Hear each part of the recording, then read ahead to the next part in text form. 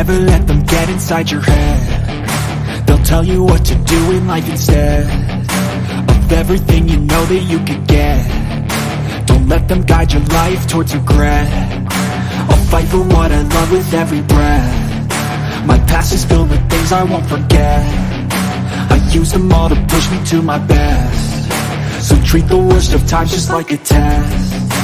If only I could go back in time, I'd tell myself that everything will end up alright. Just push yourself, test yourself, figure out what you like, and find your limits, don't be rigid, always work towards a prime. Surround yourself with open minds, people can change your life. A few friends with intent can help you feel alive. Find a passion, take some action, and with a little time, just be patient, make a statement, try to enjoy your life.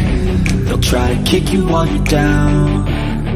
They wanna rise up while you drown. They wanna fill your head with doubt. They're silently scared that you'll figure it out. I'll make it look like I'm losing, won't bother hiding my bruises. And when they finally think you're wounded, then it's your chance to be ruthless.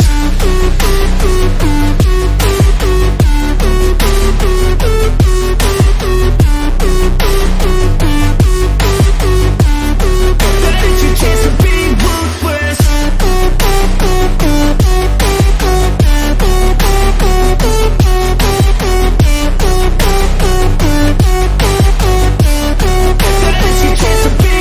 They don't wanna see me naked, they don't wanna see me care. Anytime I make some progress, I can see that they compare. I think everyone's against me, maybe something in the air. Am I paranoid? I swear a void is forming and they're scared. I walk a straight path, not many can say that. I'd like to play fast, cross me and there's payback. You better pray that I don't see your face at any place that I go. I know you hate that. I've been doing fine, I'm not wasting any more time. I live for the fight and the climb, and I think that the pain that's deep inside is what defines. So I won't give up, I'm gonna make it to the top. I don't care what's in my way, I swear I'm never gonna stop. I could fall flat on my face and I swear I will get back up, cause I don't deserve a thing and the road ahead is tough. They'll try to kick you while you're down. They wanna rise up while you drown. They wanna fill your head with doubt. They're silently scared that you'll figure it out. I'll make it look like I'm losing, won't bother hiding my bruises. And when they finally think you're wounded, then it's your chance to be ruthless.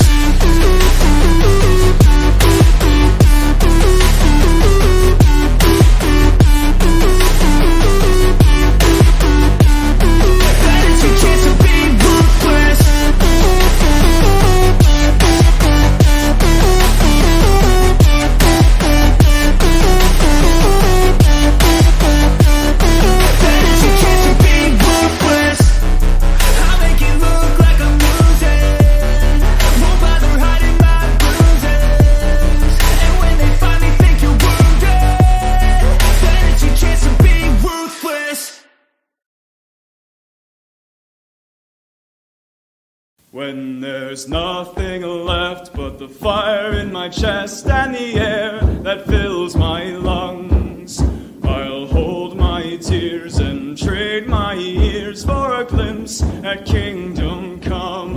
On the other side of misery, there's a world we long to see.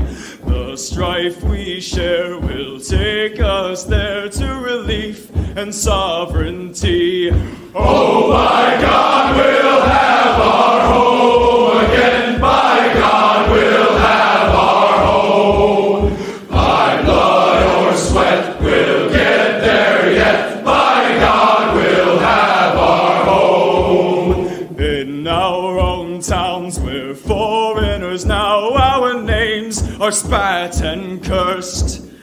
The headline smack of another attack, not the last and not the worst. Oh, my fathers, they look down on me. I wonder what they feel to see their noble sons driven down beneath a coward's heel. Oh my God, we'll have our home again. By God, we'll have our home. By blood or sweat, we'll get there yet. By God, we'll have our home. The road is dark, the way is lost. My eyes, they strain to see. I struggle forth to find a friend to light the way for me. Oh, brothers, can you hear my voice, or am I all alone? If there's no fire to guide my way, then I will start my own. Oh my God, we'll have our home again. By God, we'll have our home. By blood or sweat, we'll get there yet. By God, we'll have our home. Oh, by God, we'll have our home again. By God, we'll have our home. By blood or sweat, we'll get there yet. By God, we'll have our home. Damn right we will. We'll be covering the trumpet today, which is Biden documents and the seen as a political black eye before the 2024 launch. Featured articles, we have the MLK and Coretta Scott tentacle thing. We'll take a look at that. NHL warned by DeSantis. Who is Bianca Censori? Grand jury to decide Vigilante's fate in Texas taqueria shooting. And the Sheila monster, Jackson Lee, and a bill that will criminalize you for current acts based on statements you made on social media in the past. There's no erasing it. You're going to have to go white positive. Go free lesson of the day. You have and tag, since we have so many of those buzzing around us like horseflies around shit. We're going to be talking about that. From the glossary, white negativity and how you need to not focus in white negativity. And the MP, you are a white supremacist, racist, anti-Semite. And we'll turn that on its head. Your comments, calls, and questions. And then there's this. Laura Loomer and Roger Stone have just swindled thousands of dollars out of the sex-confused Groyper Kanye West cucks. Blasting tunes out of a sound system built by moonlighting Mossad agents working for Alex Jones, Laura's blue and white Israeli Jaguar zipped down the hot Floridian highway while she bitched and complained about everything that came to mind. Irritated by Laura's wailing voice, Stone stuttered a demand that she turn up the radio's volume. But Laura accidentally engaged the car's sound cannon, designed by the Moonlighters to ward off pesky Fox News reporters. By the time they silenced the radio, Stone had pissed his pants and lost his annoying stutter as he screamed a perfect stream of obscenities, which were only punctured by the sound of a police siren and an officer ordering them to pull over. Moments later, the cop approached the window. License and registration. "What did he say?" shouted Laura at Stone as she was unable to cover her ears while driving. "He said he wants your license." Do you folks know that we've got a noise ordinance here in Florida? Where'd you get the sound cannon? "What did he say?" shouted Laura again.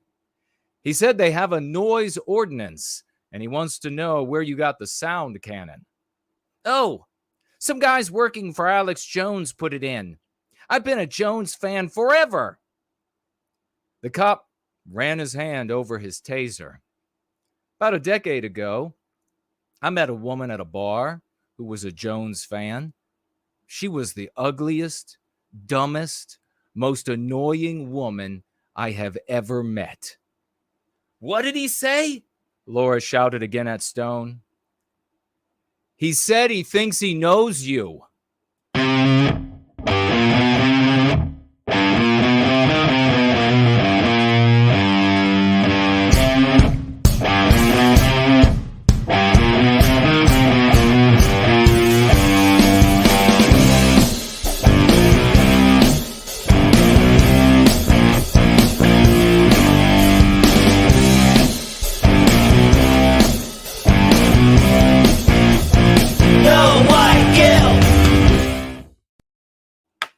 And it is 5 p.m. in the once great state of Virginia, outside of Mordor on the Potomac, 7 in Sydney, 10 in London, midnight in Moscow, and we are going free with the last rays of sunshine on this January day, the 15th of the beginning of 2023. A good new year to every single one of you who are here today. Those jokes, they just keep getting cheekier and cheekier as we go along. Great to see everybody who is here. If you haven't already, please share the URL so we can get as many people into this going free gathering as we can, to open some eyes and get people going in the right direction to make actual change in the world, instead of just being sort of titular and doing nothing more than making themselves famous and money and that sort of thing. If you would like to financially gift over the course of this gathering, you may do so. You can do so with the cryptocurrency by heading over to nowhiteguilt.org, and you can click on the financial gift tab. You can gift financially with cryptocurrency there, as you will find our wallets that we use. You may also do so on Cash App. That link is below. Financially gifting every other way, you can do so on Entropy, which is up and running right now. You can do so on Cash App, which is up and running. You can do so even on DLive with their cryptocurrency, and on Odyssey with their cryptocurrency, or in actual dollars that can be spent. It's wonderful to see you all. Otherwise, if you have any questions, comments, concerns that you would like to bring to my attention, you may tag me as No White Guilt. No White Guilt. You tag me as No White Guilt, and I will see, because it will turn bright orange for me, and I will attend to whatever it is that you have on your mind. You may also head on over to Entropy, which is in front of me, and on that tall Kevin widget, also known as the question widget, you can write in there, and your comment or question will not disappear unless you or I delete it. Every question or comment that has a financial gift attached to it will be read, although I might have to change the wording to protect myself in this channel, because maybe you're not along far enough to understand what you can or cannot do on YouTube. A big happy Lee Jackson Day. I don't care what the anti-whites do with these holidays. They keep deleting those that matter to us. And I don't live in their narrative. So this is beginning of January is Lee Jackson Day. They keep trying to move that day around. It is Lee Jackson Day. Happy Lee Jackson Day to everyone out there who still acknowledges Lee Jackson Day. The very first thing I want to get to is, it just reminds me about the Gab. I've got to remember about Gab. Help me to remember that Gab is matching, by the end of the night, I got to make this happen, matching dollar for dollar up to $1,000 on their advertising. But the first thing that I want to do is I want to get into some swashbuckling announcements, and then we're going to roll with these news items that we have that are looking glorious and have a lot of fun with those, I hope. We want to celebrate a big swashbuckler, so get out your 07s, your raucous emojis, whatever it may be, for Caleb, who was out in the community recently. He has a t-shirt that he wrote No White Guilt on, and thanks to him swashbuckling out in the community, again, this is a member of the GFC of Virginia, by the way. Because of that, I have purchased him a t-shirt with the coming home graphic across the front, and as soon as I have it, I will send it off to you. Good sir, you can wear that all over the community. It says No White Guilt. It looks beautiful. Women will fall at your feet, and men will follow you around and worship you. That's how it works in service to white well-being. God bless Caleb for swashbuckling out in the world, changing the world where we can meet them. I want to share this right at the beginning as well. Over the course of this past week on Twitter, I hit 15,000 followers. This is every day. By chunks that are getting larger and larger. The Twitter account continues to climb. Very excited about that. If you are on Twitter, make sure you follow me over there. No White Guilt NWG on Twitter. Make sure you follow me there, and that you retweet me and you comment positively on the things that I tweet, because the bigger that account gets, the bigger that I get. I know some of you out there, I know that there are some of you that might be a little afraid, a little nervous that Jason might get popular, that Jason might have people that get really dedicated to him. I know you might be afraid of that, but that's exactly what we need. Look at people who have nothing of value to say, like Dirty Fuentes, And it's just a matter of people following him and supporting him and magnifying him that gives all of those people, him and all of those people, a voice. So if we are going to continue to be nervous about somebody being famous or infamous, I guess, in the anti-white narrative, then we're going to continue to go nowhere.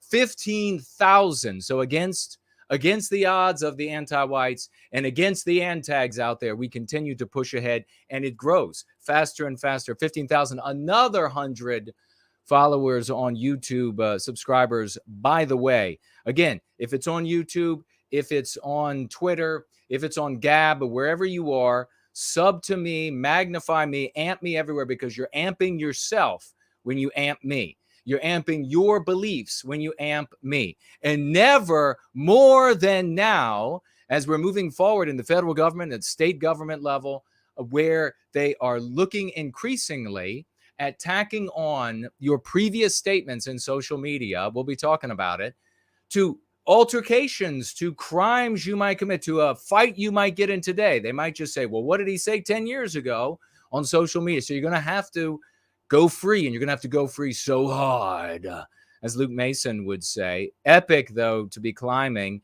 And part of that, of course, is for heroes like the great Caleb out there in the world making it happen. I want to also point out the quality of people that are following, are subbing now, is just infinitely better than the losers that we left behind.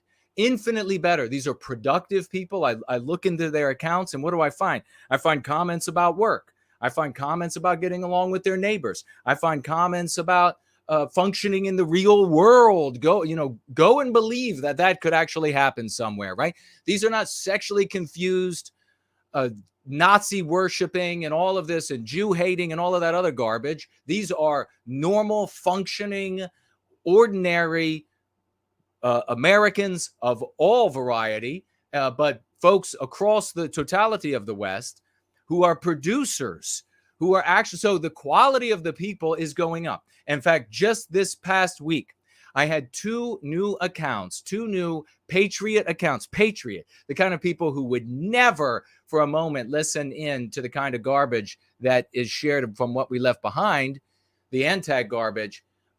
Almost 50,000 subscribers apiece. 2 new, separate people, separate accounts, women, good people, 50,000, almost 50,000 each on their accounts. This is the direction we want to go. This is the direction we have to go. These are our brothers and sisters. We are the good, ordinary, productive, moral, law-abiding, tax-paying folks across the West. And our brothers and sisters out there, the vagues, they need to hear from us, because it is the language that we share that they greedily take up for their own use. Happening right now in Virginia is a bunch of 07s for the one and only, the fantastic Franklin, who is plastering, is wallpapering Virginia. Let's get him some 07, some raucous emojis. For another, by the way, he's the leader of the GFC of Virginia, wallpapering the whole state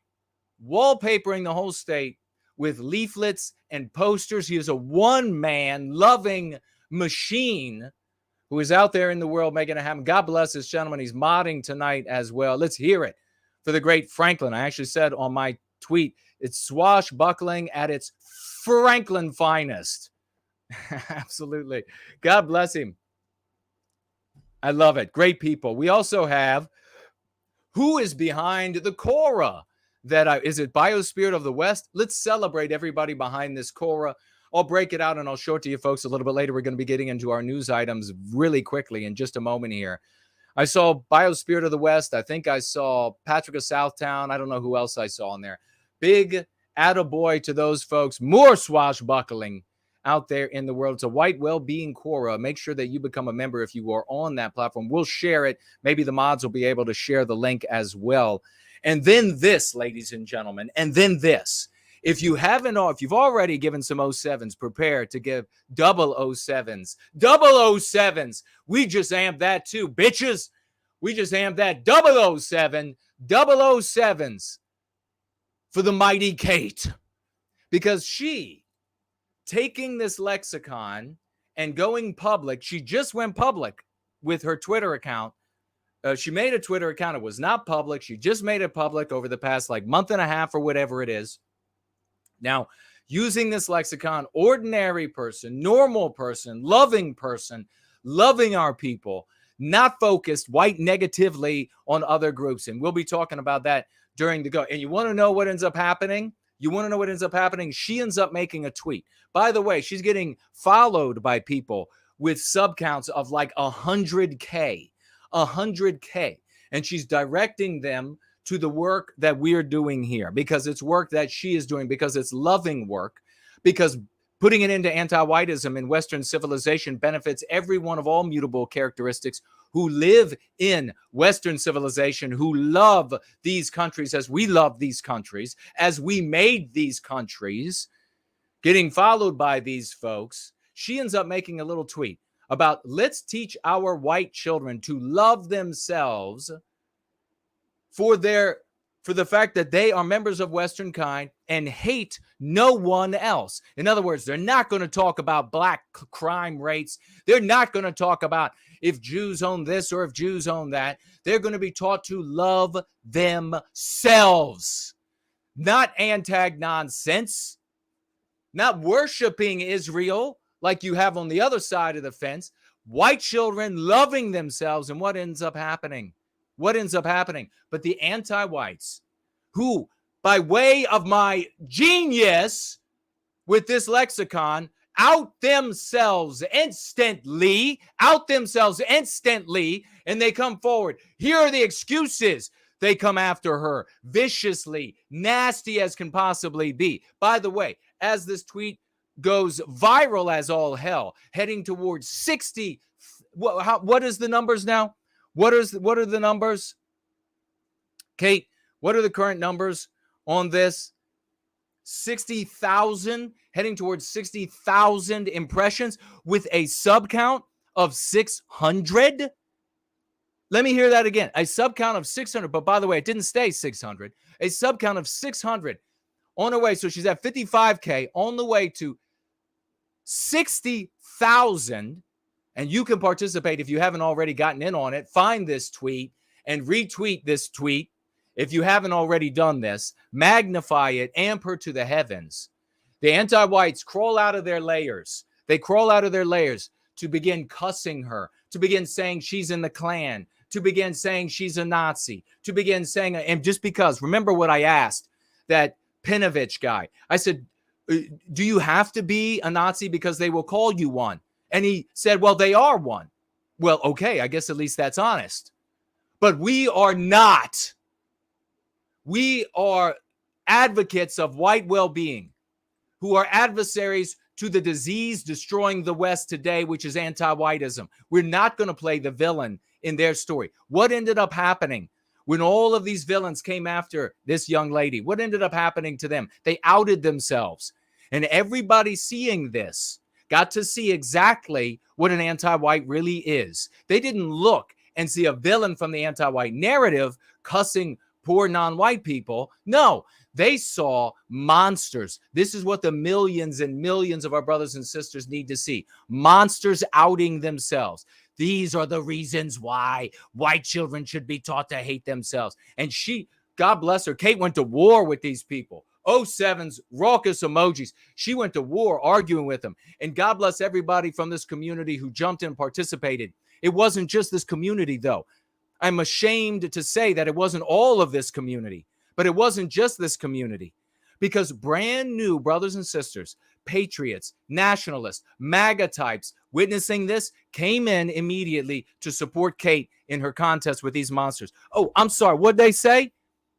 What was that now? What was that now to everybody out there? All those motherfuckers who said, oh, Jason, you can't get these implicit white sympathetic people, the patriots, the normal folks out there, to heed at all anything about white folk. Remember that, Richard Spencer? Wrong, motherfucker, wrong. I proved you wrong again. These people coming out of the woodwork to say, absolutely, I agree with you. MAGA folks with subcounts dozens, scores, hundreds of thousands coming out saying, I'm with you, stay with it, don't stop. These people are never going to be villains in the anti-white narrative, ever. They will be champions in our story. She doubled her sub count. Doubled her sub count with this tweet by itself. She included intelligently, thinking ahead of time. For everybody out there who thinks, don't magnify Jason. Don't magnify Jason. For everybody who might be thinking that, she added the website, over 150 visits to the website as a consequence of adding that to that tweet. Over 150, around 30 or so positive conversations piling up in support of that tweet. Ladies and gentlemen, this is how we recapture our destiny. This is how we do it. If everybody is out there on Gab, on Twitter, in the public, and they're using the lexicon, they're white positive, they welcome people of all immutable characteristics to participate in what? I'm going to get to the stories right now. A big 007. Let's get a 007. I'm going to write one right now. In the live chat, 007 for Kate. This is how you do it. Here's the big difference. When we bring people of all immutable characteristics in to white well-being, we are bringing them in to help us put an end to our victimization, to white well-being, to put an end to everyone's victimization, because that is what anti-whiteism does to this country and to all the countries of the West. When antags have some sort of alliance with non-white people, it's to hate Jewish people. Let me ask, who are you going, whether it's Dirty Fuentes or NJP or any of these other groups, who do you want to side with? Do you want to be with the people who are standing up for white well-being and Western kind, or do you want to hate non-white people? God bless these champions. And I'm going to tell you what, if the law hadn't caught up with you, the law is going to catch up with you.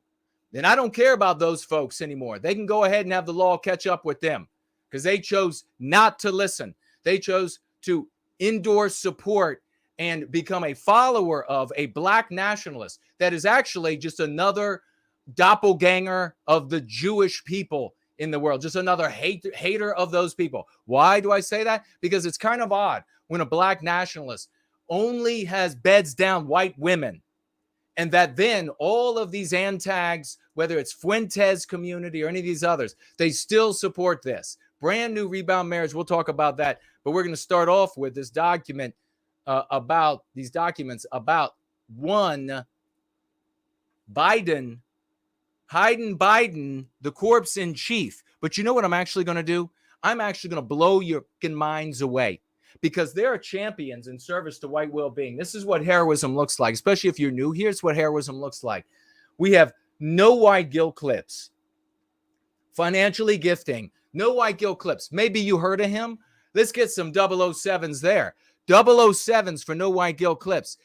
He financially gifted $110. On top of everything else this guy does, $110 by no white guilt clips. Let's give it up. Let's give it up. I want to hear you all. I don't hear you yet. Let's turn that shit up. I want to hear you celebrating no white guilt clips. And you know what? Keep that celebration going. Raucous emojis, swashbuckling flags, applauding hands, spastic nonsense that you can put together with any sort of emojis in the live chat, because we're going to tack on that the great champion, in-house philosopher Slots, who just financially gifted $100 as well. $100. That's $210 to get started on this gathering, this 15th of January, 2023. No, we don't have the big donors behind the scenes. And now I know a few more of those big donors' names, folks. The kinds who are donating to NJP and Dirty Fuentes. I know a few more of their names.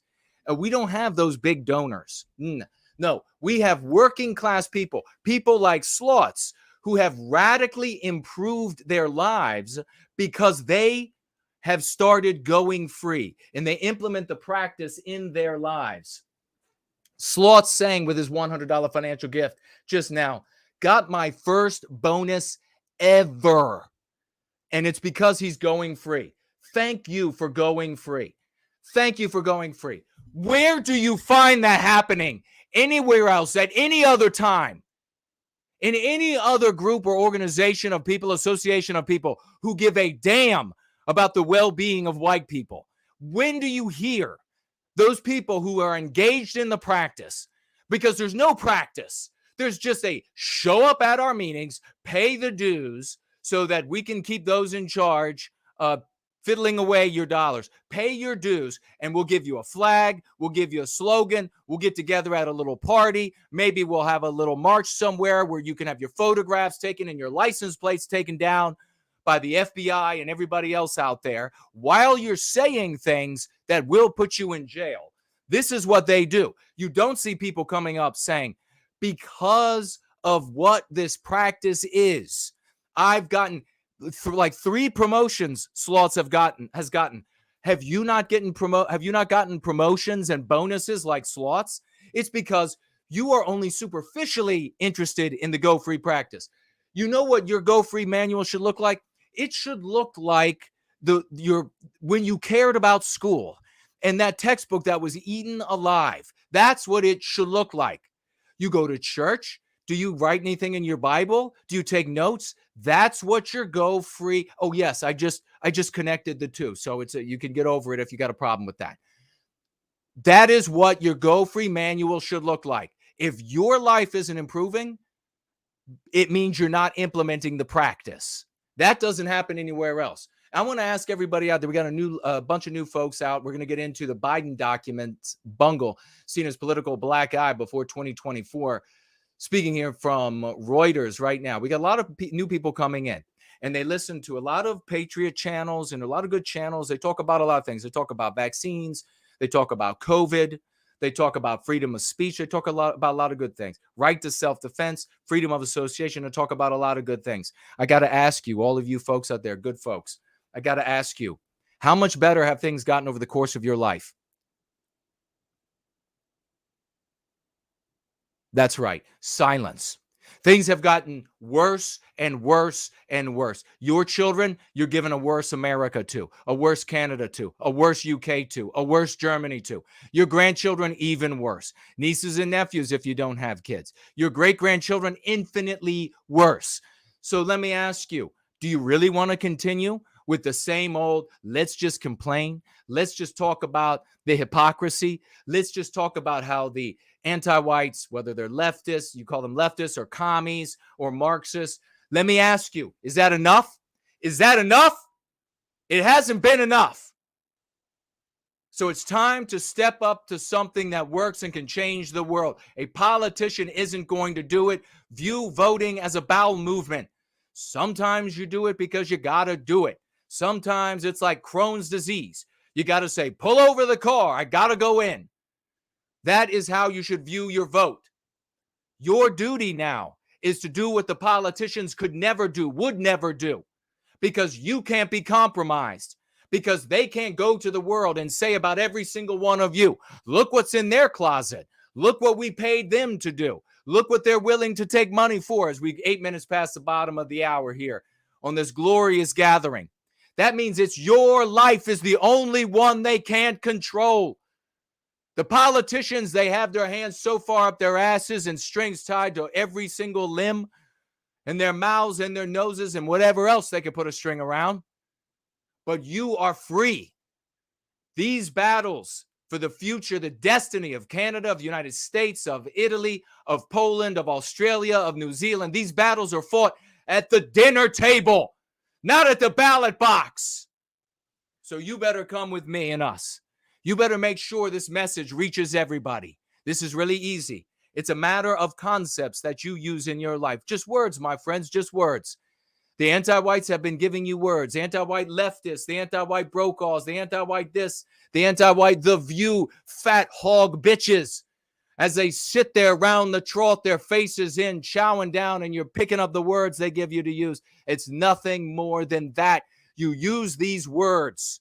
You use these concepts in your life rather than the ones they give you, and you free yourself. You free our people. You free our countries. Stop talking about New World Order. Stop talking about all this garbage when it's nothing that you can do about it. There are things in your lives that you can change. Start changing them right now. Get started today. The only thing you have to give up is failure. Washington, January 14, Reuters. This week's revelation that U.S. President Joe Biden stored classified documents in his Delaware home from his time as vice president has caused a political headache for him and the Democratic Party, just as he approaches a difficult re-election bid. I have a couple of thoughts about this as we get into it, and I will share with you about why this might be going on. And then you'll see on what level of IQ these people are functioning at and why you cannot continue to cede the leadership of our people, of the resistance to anti-whiteism, to morons, to sexually confused imps, to people who just want to be the antag and play the villain in the anti-white narrative. It is too important. There's too little time. The hourglass is running empty. Biden began 23, buoyed by unexpectedly strong midterm elections results for Democrats. Since then, inflation has fallen, and the opposition Republican Party appeared in such public disarray that it took days to elect a Speaker of the House. That's not the reason it took days. It took days because the guy running for Speaker of the House was a corrupt SOB and had to be forced to not do business the way the swamp is defined at doing business. That's what. So if you're a Kevin McCarthy follower, you're a Republican voter, you're like Kevin McCarthy, time to get yourself a big slap. I want a fingerprints on the side of your face because you've been misled. I'm going to tell you right now, on the Hill, everybody knows that guy to be a bastard. The rumors are, the evidence is that he's a lying bastard. He's a swamp creature. So when he sits down in front of you and he says, I want to do this, especially with that brain dead zombie Hannity, when he says that, he's only going to do any of that if he's forced.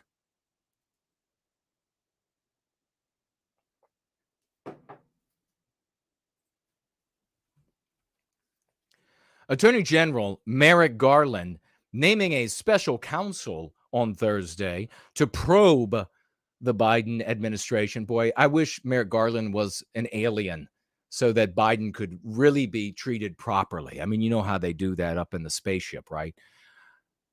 Documents handling has neutralized Democrats' ability to target former President Donald Trump, Republicans' top 24 candidate so far, over classified documents. It does no such thing. It basically, quoted, it's a huge gift to Trump, said David Axelrod. No, it's not. A former political advisor to President Barack Obama. Axelrod said the latest developments were an embarrassment because Biden criticized his predecessor after the FBI found classified government documents during a court-ordered search of Trump's Florida resort. How could anything in the pursuit of anti-whiteism, which is what Democrats live for, be an embarrassment? I mean, that's like living in a whorehouse and you accidentally left the refrigerator door open as you went over and sat down at the kitchen table, feet away from the refrigerator, and then the refrigerator started doing that bing, bing, so that you had to get up and go and shut the door. You're like, you left the fridge open for 30 seconds. That's an embarrassment in the whorehouse. Nothing is an embarrassment for Democrats. Give me a break.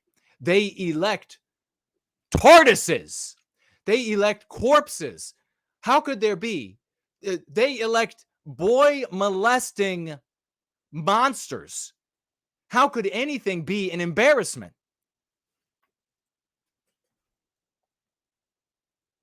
At least you got Republicans doing the same garbage, but at least they have to keep that from their electorate, because if their electorate found out, the electorate wouldn't vote for them. Democrat voters are like, yeah, you got my vote. Boogering up boys? Sure. Where do I cast my vote? My votes. Where do I cast all my votes? Lose somebody in a body of water? Where do I cast my votes? Here's what, there are possibilities here. There may be, and I think this is the least likely when it comes to these Biden documents, that there are factions of the Democrat Party who want to get rid of Biden. I don't think that's the case. I don't think that's the case because they love Biden. We're coming here to the end of his term, and I want everybody to reflect on the fact that I held firm against everyone else that I knew of, at least, saying that the anti-white oligarchs love Biden, and they're going to keep Biden in there because he's an old man. And don't you dare go back and say somebody else said different or you said different if you didn't, because there was tons of pressure that said, oh, they're going to get him in office, and then they're immediately going to say he's unfit, and then they're going to put Kamala in charge, or they're going to have him step down and put Kamala in charge. So much pressure of that. He'll never make it through. Remember all that? And I said, no, he will be there. There's an off chance he could die old, but they're not going to off him. They want him in there. No, it's difficult for Republicans because they're all so genteel and delicate losers, politicians, to criticize, to make fun of him. Look at everybody making fun of this guy. He tells hardcore lies. Fox News and the rest should be they should be bringing psychologists on every day, psychiatrists, whatever, doctors on to talk about what kind of person tells such bold-faced lies to such massive swaths of people that he knows will easily be figured out, or he knows could easily, or maybe he's too psychotic to know that it couldn't be figured out, or maybe he's so drunk with me. So you could speculate about all these things. Instead, they're like, he had a snafu again. Golly jeepers. Why? It's not a fucking joke. He's the president, and he's saying he had like gang fights with different groups of people, and he's raised by Puerto Ricans, and he fought alongside gypsies in the Civil War. Why isn't anybody investigating how insane he is? Why aren't we talking about that? Why were the Republicans talking so long about, no, we shouldn't remove him because then you get Kamala? And it would be worse? It's not going to be any worse. You damage them wherever you can. You fight them everywhere you can. You don't Kevin McCarthy work across the aisle. We don't vote Republicans into office to be shaking hands with people who are destroying our lives.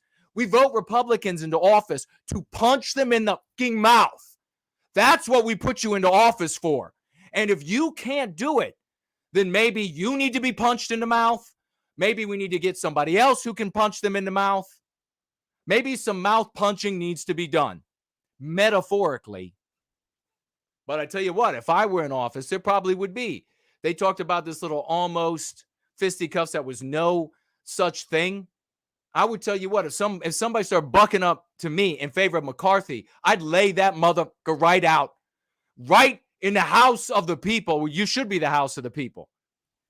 I'd lay that motherfucker right out, and then I would reach down in my pocket and I would grab him out like 10 or 20 bucks and I would drop it on him so he could get a little ice cream to feel better. Somebody take this to McDonald's and get him an ice cream. I just knocked his ass out.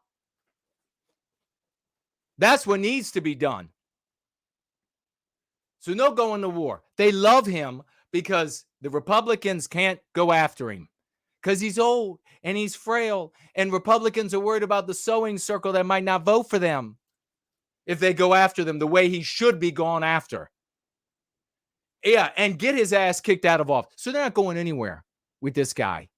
I think it's not impossible that there could be a faction of Democrats that are like, hey, he's, retarded or whatever they might say about him, and we got to get rid of him. So I don't think that's it. I think this is more likely, not saying it's 100% the case, but more likely that this is very high IQ political intrigue, power brokering going on. And it may be this. It may be that since the Democrats are going to go after Trump to either prevent him from running or to prevent him from winning with this charge, the specious charge of taking top secret documents to his home. And I know, since he's the president, he can declassify them and Biden couldn't and all this kind of stuff. I know, I get it. Since they want to use that, clearly and we don't have all the information about what else they might have, but since clearly they want to use that, right? They know that a counter charge is more than probable of the exact same crime, either because they suspect that the Republicans know already about documents taken and put in this Biden Penn Center brought to Biden's home, either because they already know or because the odds that somebody took a document home from work is 100%. All right, it's 100%. So that they're somewhere. And the Republicans might be out there searching for them now, if they don't already have photographs, evidence, etc., of these documents. But maybe there was never any documents at all. Maybe Biden never took any documents home. That's how deep this potentially goes.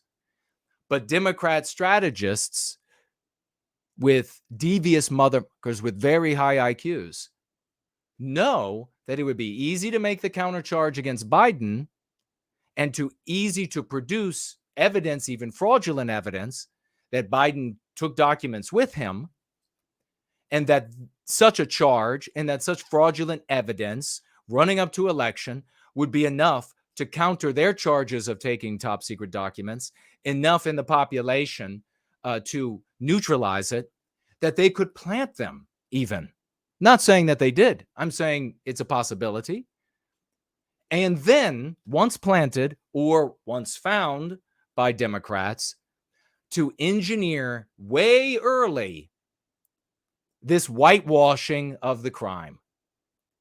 The Democrats have always been known for picking an outcome that they want, and then the people that they want to reach that outcome, the people that they need to get them to that outcome. And that outcome is going to be no big deal. What he took was no big deal. Wasn't quite right, but it's no big deal. They'll have the government investigate it, tell the population, yeah, Biden had a few things. And then what does that do? It immediately obviates Trump and his campaign, or DeSantis and his campaign, from making the countercharge as potential vice president, from making the countercharge about taking documents.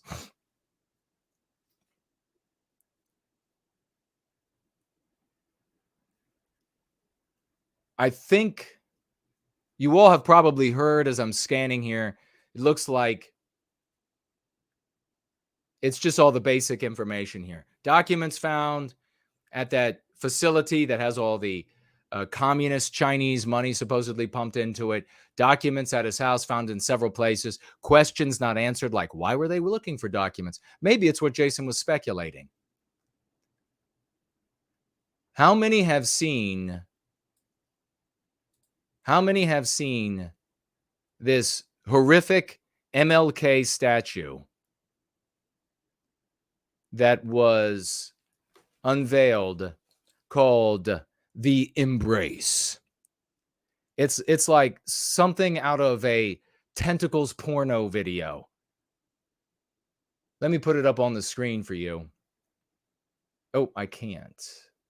Or I can. I just got to do it this way, I think. Yeah.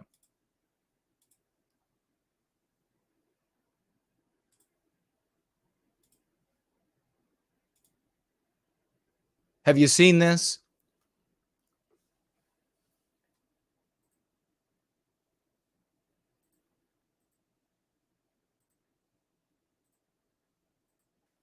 Have you all seen this? The embrace. The first thing I want to just say about this in our cozy little get together that we're having today, the first thing that I want to say about this is that the artists, at least they got a black guy to do it. Do you remember when they got the MLK statue in DC, just down the road from here, was done by an Asian guy, a hardcore anti-white Asian guy. So at least they got a black guy this time to do this. So that makes sense. I'll have you notice there are no heads. And it's a bit weird. It says here gets mixed reactions. Statue honoring MLK and his wife unveiled this week, depicting a famous hug they gave each other. But not everyone sees that. Let's just cut to the chase. From one angle, it looks like a giant penis is being held. All right, let's just be serious. From other angles, it looks like worms, tentacles out of like some sort of bizarre sicko tentacle porno. It's called The Embrace. Why didn't the guy put heads on them? I'm curious. Hank Willis Thomas. And this guy's got some other interesting. Maybe we'll take a quick look at, see if I have that. This guy's got some other interesting pieces of art. From some angles, it looks like a teacup poodle has taken a dump and it's just been magnified enormously. And you're like, oh, I always wanted to know what the dump of a teacup poodle would look like if it were made bigger than a dump truck. I just so happy. Look at this guy's reaction. Even this guy's like, what the hell is that? Now, if you didn't make him happy, you know something's wrong. The headless statue. So here's the thing that I want to mention, if I can, and I can find this guy while I'm looking here. Art and what is considered art is something that broadly is centered in, emanates from, is derived from the biospirit, the instinct of the people. This expression, and in the West, at its height, we called it art. And then that word was hijacked by anti-whites who wanted to undermine what art did for us. A lot of people talk about art in the West. There's been a lot of conversations about it and what art is supposed to do, what exactly is art. And importantly, I believe at its root, it is an expression that resonates with you biospiritually. That is why you never have seen, prior to multiracial societies, and white people being anti-white and hating the white race and wanting to create things that are anathema. Across the West, what you saw before that were projections of that, what's inside, that the other people who had the same instincts resonated with. That's why you never saw white artists in the West create African art. That's why you never saw white artists in the West create Asian or Asiatic art. No, and there's no cosmic scale. There's no one is better than the other as far as like in the cosmos. If you're Asian, I submit to you that Asian art is going to resonate more with you, even if you look at art made by white people, especially at a time when white people were proud of who we were. You could look at it just like I can look at Asian art and appreciate. I can look at Asian architecture and appreciate. I can think, wow, it's pretty. They did a really fabulous job there. But I don't feel harmony with it. I don't feel like this is something I would find in me. Does that make sense? So when you have a black artist make art, he is or she is making art on making something on the outside of the world that's happening inside. And so something like that might resonate with a lot of black people, but it's not going to resonate outside. I'm talking about biospiritually, not ideologically, with a lot of white people or a lot of Asian people or a lot of Hispanic people or a lot of Arab people. No cosmic scale, no one better than the other cosmically, but definitely a scale inside of each one of us, a metric inside of each one of us of, does this resonate with me? And this does not. It's like penises with hands having a sword fight. That's what it looks like. And this guy has created, a lot of anti-white, ideologically anti-white art, and you can look him up. There was one that I saw when this first came out, and now I don't see it. I wouldn't have taken it down, but maybe for some reason it's just not coming up again. Well, maybe, yeah. Let's try this. Nope, not that. Can we magnify this some?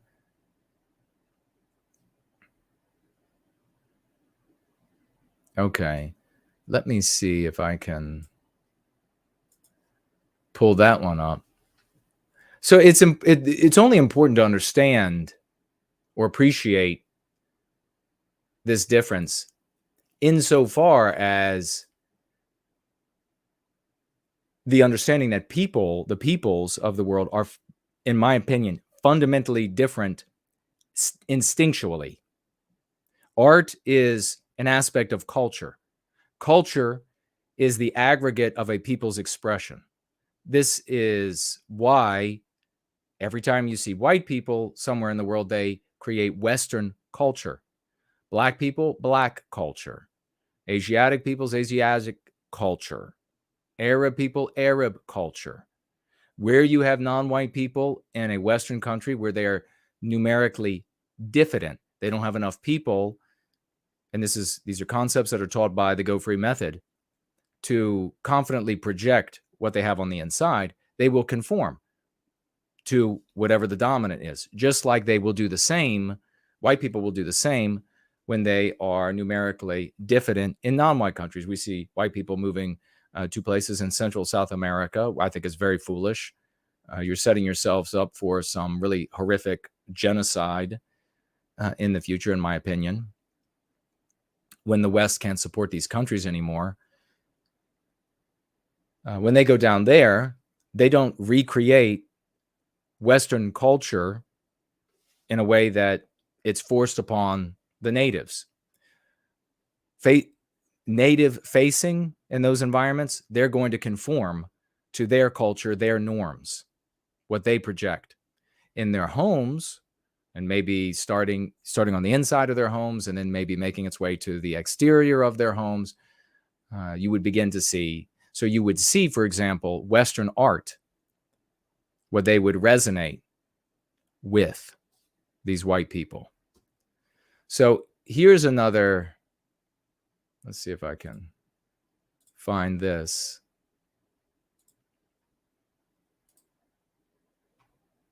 What is that called?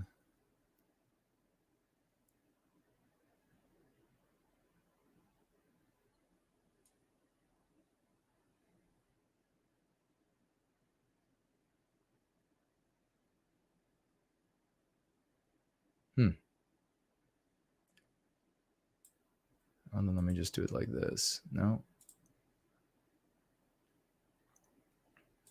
I'll do this. Look at that. Isn't that pretty? That's the same artist, Hank Willis Thomas. And I believe this is one of his beautiful creations. Now, you know, there are going to be folks in the world that this resonates with. They think that's a beautiful thing. I think that having something close to a muzzle is not so attractive. Maybe this is also manipulated with some software tools. I don't know. But I don't resonate with that. There are plenty of works of art that my people have created that I resonate with. So what's the problem in a multiracial country? What ends up happening? It's something we talk about. It's fine when you have numerically diffident groups within a Western society, and they have their expression here or there where they live. But it's not fine when those groups become confident enough to project their instinct, their biospirit on their environment, because that environment is our environment. And to project it there, they have to white erase what's there already. They got to pull down those statues of those great white painters and thinkers and heroes to put up statues that look like penises with hands. Maybe not specifically there, but generally speaking, you have the space is, they're not going out and saying, let me build, we're going to build just this group of this racial people. We're going to go out and build a whole new city. And therefore all of the squares in it where statues could go, we're going to put ours. That's not happening. So you end up in a cultural arms race. And cultural arms races have, in my opinion, and reading of history throughout the world, ended in balkanization and are very bloody.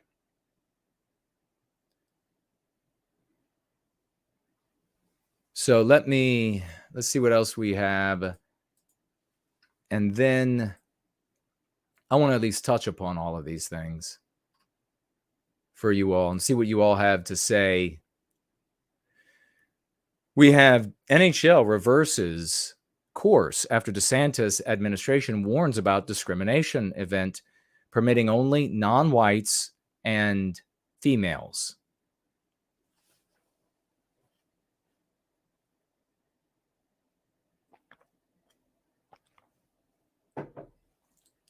See, Davey says balkanization seems highly likely. The problem right now with the prospect of balkanization is that we're not going to get a piece of what we created because we don't have a people. White people would end up living in ghettoized segments of non-white groups. It's not going to happen because the anti-whites are not going to give up control of not even a millimeter of soil. They will kill you and resurrect you and kill you again before they give up anything. But even theoretically, taking the reality of where and what and who we are today and who the non-white peoples are and their identities that they have, if there were a balkanization that occurred, and it would be violent. There's no peaceful balkanization. So people should just get that out of their head. It would be violent. White people would end up being ghettoized in the different segments, the different pieces. Different groups of radical individualists that happen to be white would come to the conclusion that allegiance with this particular non-white group or this particular non-white religion is going to be better for them as radical individuals. And they would side with that group. Sometimes that decision will be right. Sometimes that decision will be wrong. That's how you would end up with a ghettoized white race under the domination of non-white groups, and then radical individuals white individuals trying to move from one segment to the next to find the non-white group that'll be the nicest to them. And ultimately, that's what's happening in Central and South America. You have white people leaving and the anti-white West, and they're saying, which non-white dominated society will be nicest to us?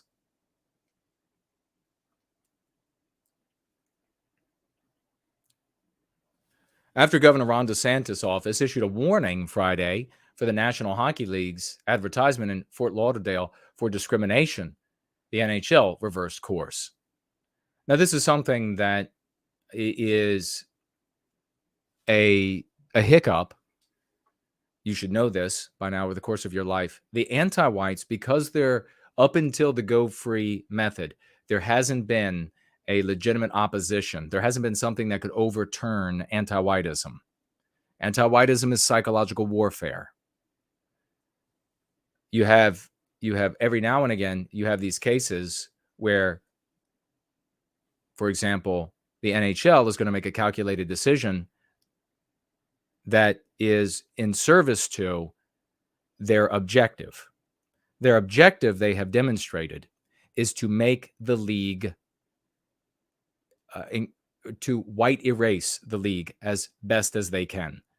They've talked about having too many white players, too many white coaches, too many white fans. So they are endeavoring to white erase the National Hockey League.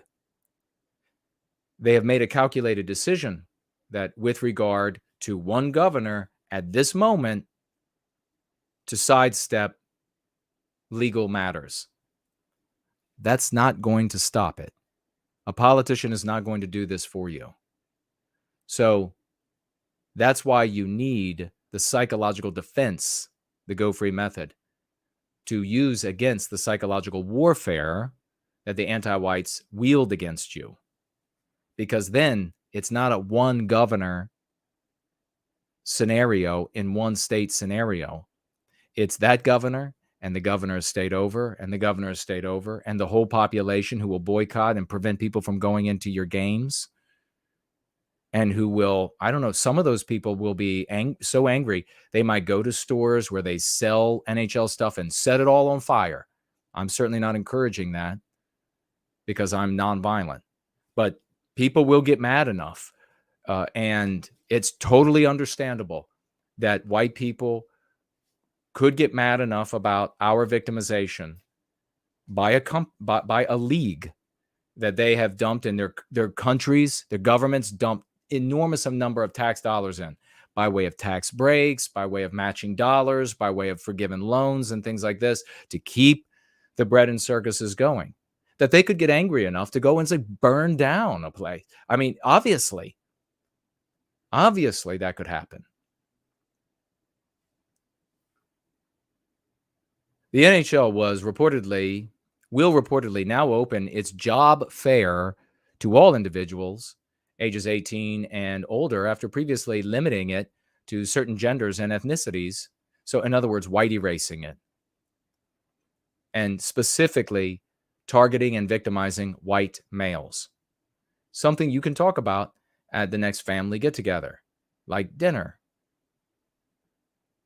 And so my question is the NHL still moving forward with the job fairs that is anti-white in the other 49 states? But in Florida, they're going to say, okay, we won't white erase it in Florida because we don't want that pesky lawsuit. The NHL will reportedly now open its jobs to all individuals ages 18 and older. Now, the thing that's really comical about this is that, they're going to hire all non-whites. I mean, they would have done that anyhow. The fact that they said publicly, hey, no white people. We are white erasing. Unless you're a good-looking white woman who will throw her legs open for everybody here at work, then no white people. The fact that they said that publicly just demonstrates that when you bring people in on the basis of their birth rather than on their experience, on their innate talents, on the dues that they have paid, you end up with imbecilic outcomes. Anybody would have said, the anti-whites of 10, certainly 20 years ago would have said, no, there's no reason to say that. They can block that from happening. Just make sure that's the outcome, dum-dum. You know, when that white guy shows up, you just go ahead and put a red X on it.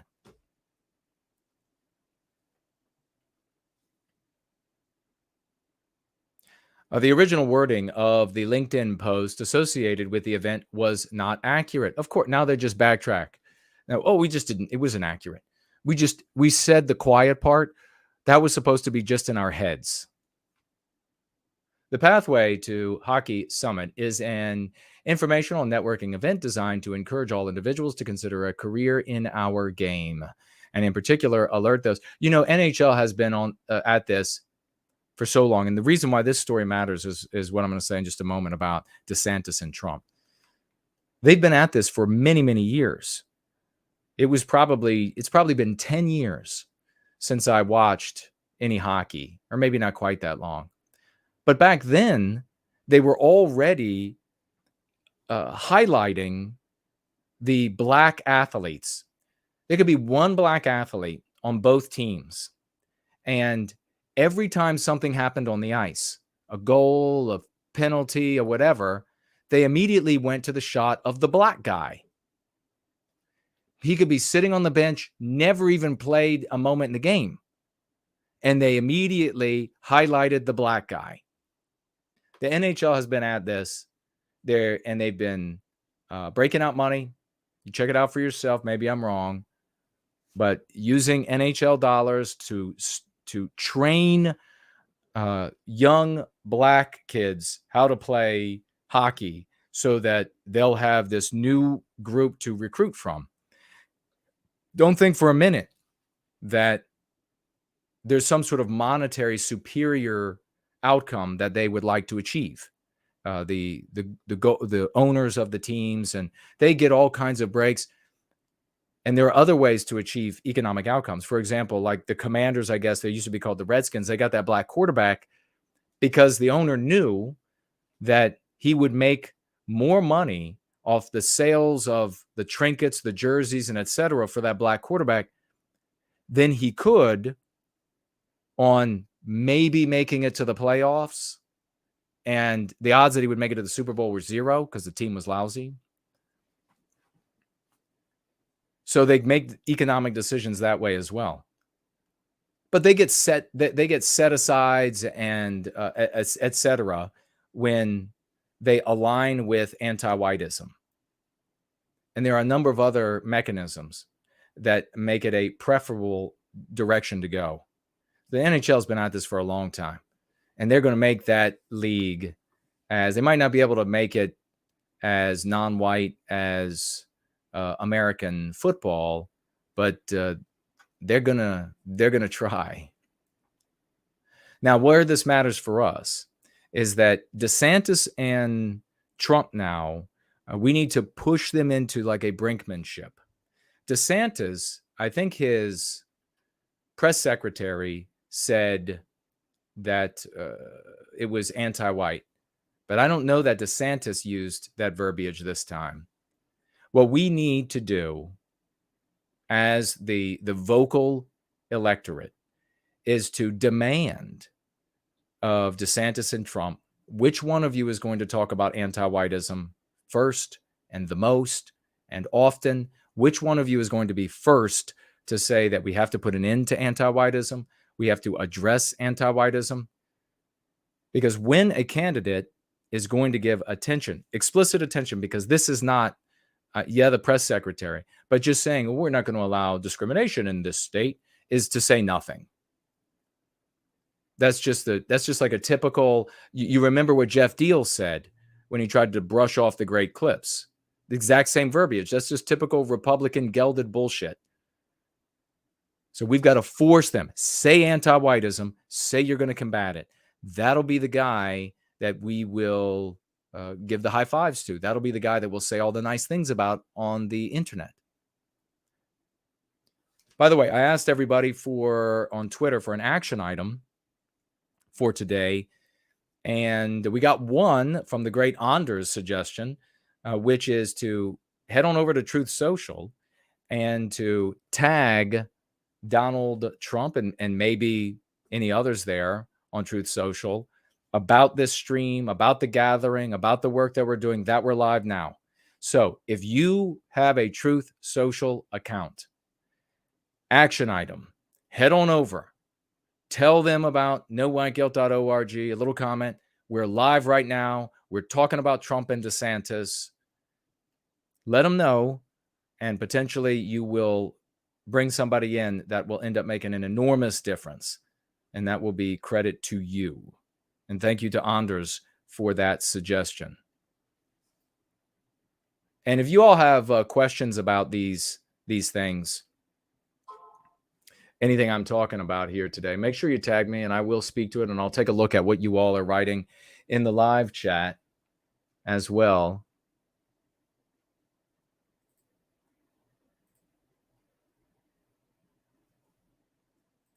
And then see about speaking to those things.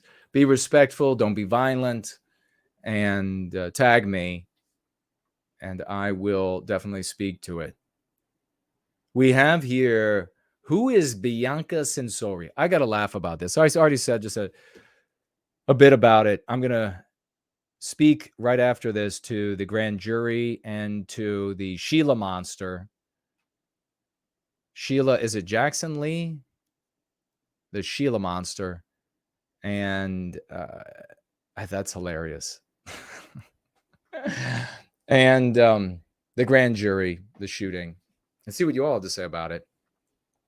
But the Sheila monsters endeavor with a bill, and there are going to be more of these bills that are going to take your words from on your social media and from what you tell coworkers, if they can, depending upon the severity of the crime, and then use that to inform the decision to apply additional charges and to interpret your motivations to current crimes. And don't say, oh, that can't be done because it's prohibited by this or that in law, because all law over the course of your whole life has been interpreted by way of the dominant morality. And the dominant morality in the West is the anti-white morality. And almost every single law has been interpreted in such a way that would break that law and does in service of that morality. That's how it works. That's why the founding fathers said, we gave you these codes, these laws, these documents, and it's only going to be as good as the people that can keep it. Precisely. I think a lot of people don't understand that. I found that this to be really funny because, we had the big divorce from so many in the explicit white sympathetic sphere last year, the end of last year, and thank God it happened. And the primary cause of this divorce, or the initiator, I guess, because there were big ideological differences, but the big initiator that did it was Kanye West, changed his name to Ye, who threw a tantrum as he approached the court date when that would finalize his life, relationship, marriage with his wife and children. That would be it. And as he approached, he threw a tantrum and he decided to lash out at different groups. Of course, the only group that people cared about that he lashed out at was Jews. And the more people acted shocked by what he said, the more, just like a child throwing a tantrum, he went back to it. This was no example of ideological integrity, because where has he been all these years, right? This is no example of character or honor, because where has he been all these years? He's been a billionaire. He could have done a great many things if he had character and honor, and this was something that was inside of him that he felt really needed to be addressed and that people were being undermined. If he had good character and honor and etc., he would have addressed it.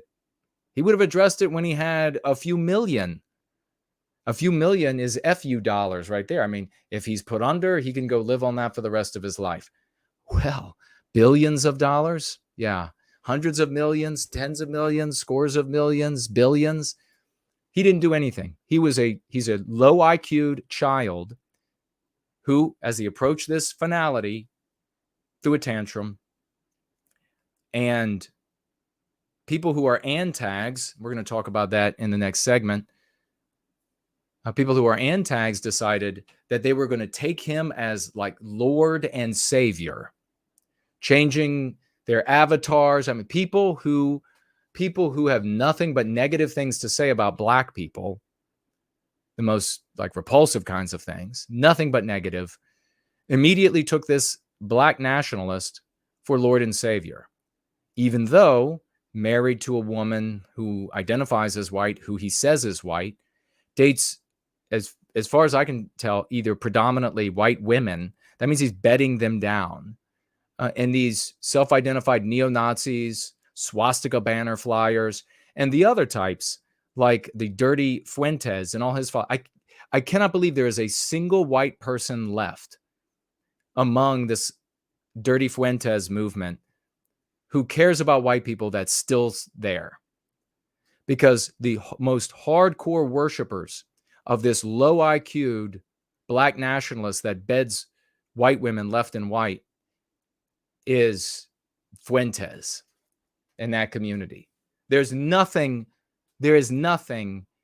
pro-white or white concerned or white sympathetic about Fuentes in that community. Nothing. Not a scintilla. Not a scintilla.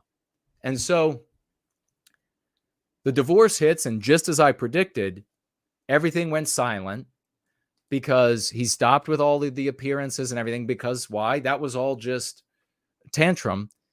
And then demonstrating that he is a puerile, immature, juvenile, nonage suffering bitch. He has a rebound marriage. That's how much of a child this Kanye West is, that they worship, by the way, most fervently with Dirty Fuentes as a genius. God, talk about a cuck. Talk about personifying like this white guy sitting there watching this Black guy have all the white women in the room. That is what Dirty Fuentes and America First is. It couldn't get worse. It couldn't get more comical. Gets married, and this Bianca Censori, unless somebody can tell me, she appears white. And I haven't gone looking at all of her pictures. I didn't bother to go look up whether or not she is, it has a Wikipedia page or anything like this. Maybe she's interviewed somewhere. Censori is a Italian name, and Bianca is a Italian name that means white. So that would be so she's either white or has a heck of a lot of white in her. And all of these antags celebrating this guy who just got married to a white. We live in the twilight zone.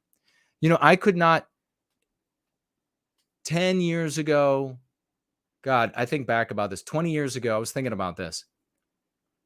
When everything was IRL, you were always out in the public and still didn't win because it wasn't the practice of going free that was dominant. If you would have told me, if you would have come up to me at like an event and you would have said, hey, the majority of these people, they're either going to expressly or implicitly worship a Black nationalist who beds white women left and right.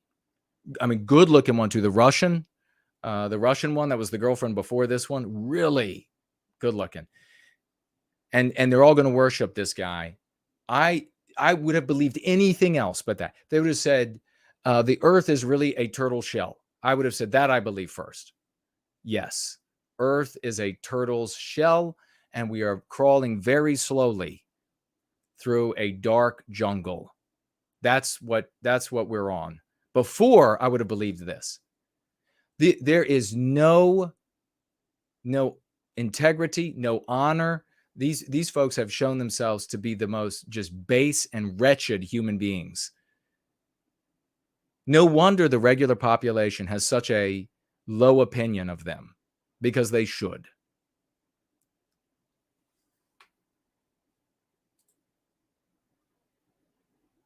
But we have the grand jury to decide Vigilante's fate in Texas.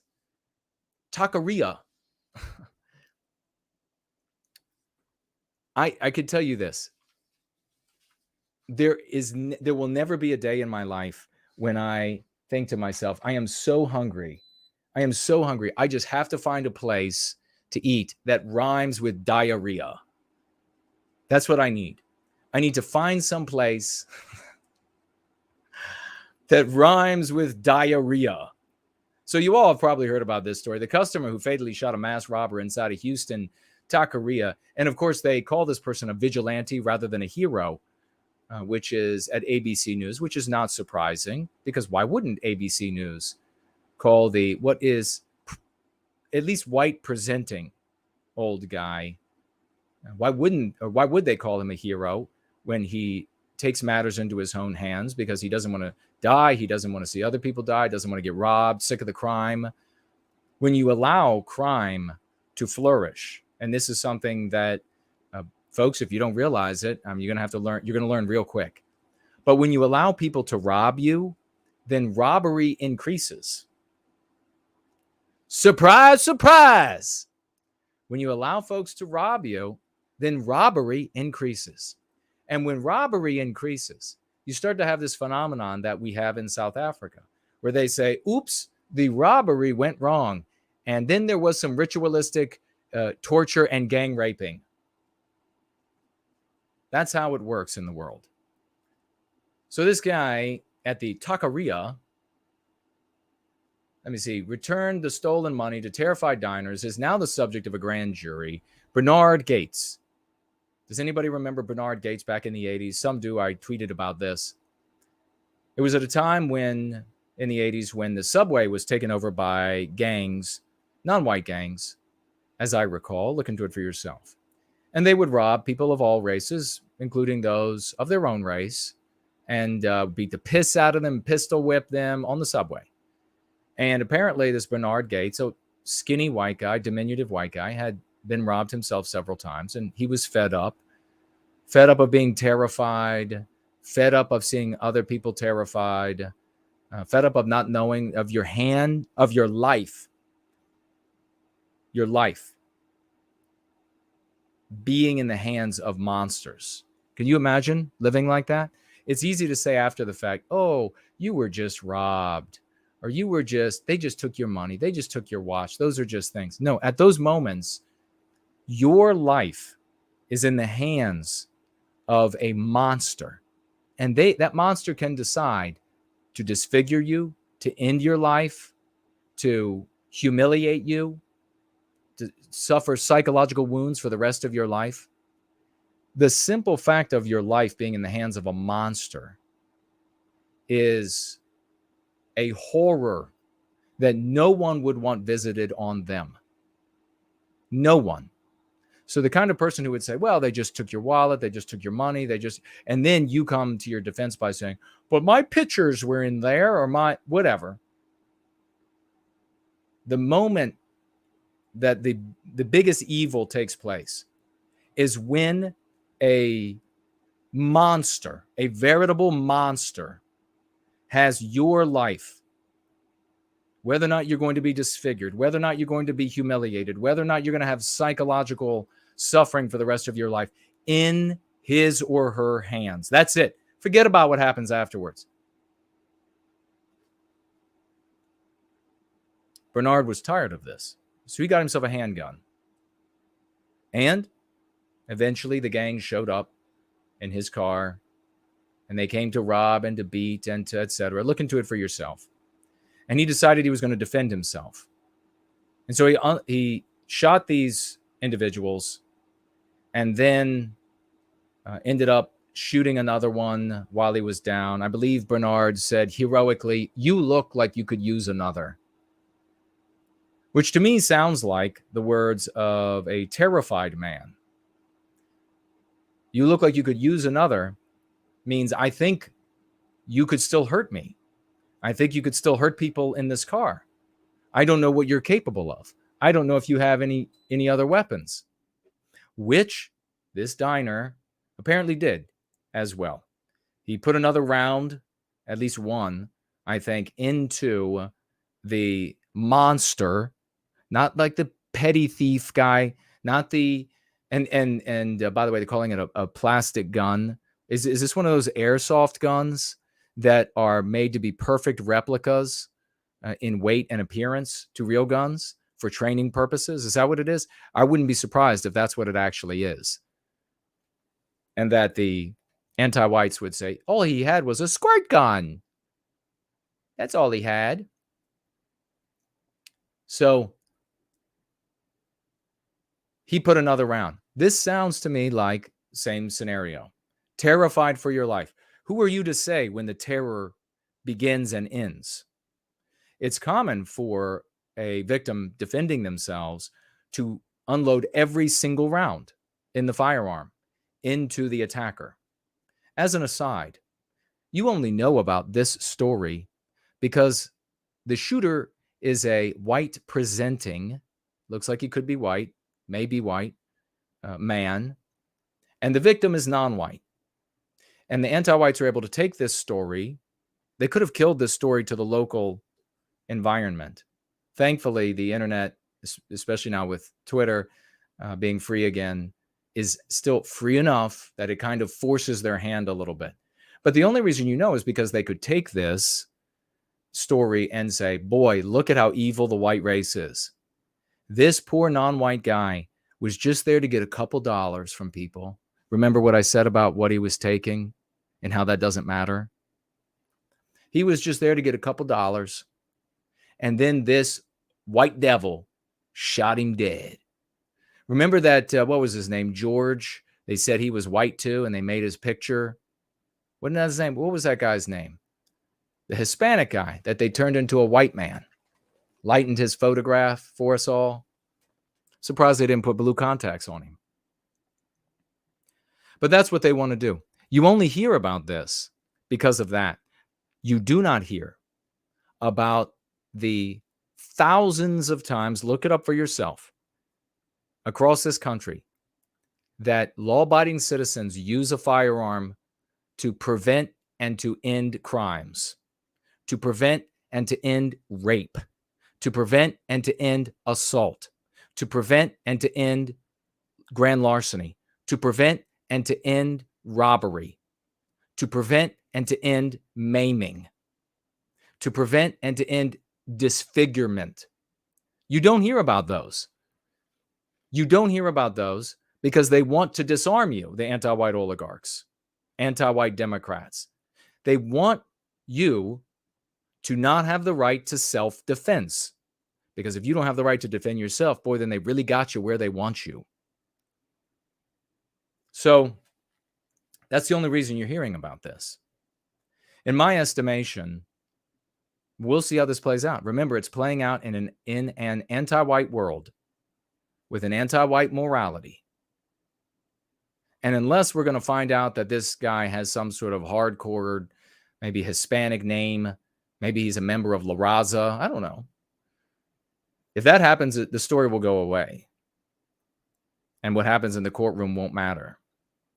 But if it ends up being a white guy, and they can make this into, look, proof of the anti-white narrative, it'll be unlikely, not impossible, but unlikely, extremely unlikely, not based on the laws, but based on the morality. This is why you have to have a moral imperative that we created. This is why, based on that morality, that he will be shafted in a big way. Just like Bernard Gates ended up being shafted in New York. He actually left. And no one knew who he was. And by that, I mean the same sort of way that people suddenly forget about like who the mafia member was and like in Little Italy or whatever. All the people of all races were like, don't know who that was. Heard he might have been white. They might have looked right at him. They might have known his name. Might have talked to him dozens of times on a train. Everybody said, don't know. Don't know who he was. No use in asking me. Black people don't know who that guy was. Nobody cared. They wanted safety again. And Gates had supplied safety again.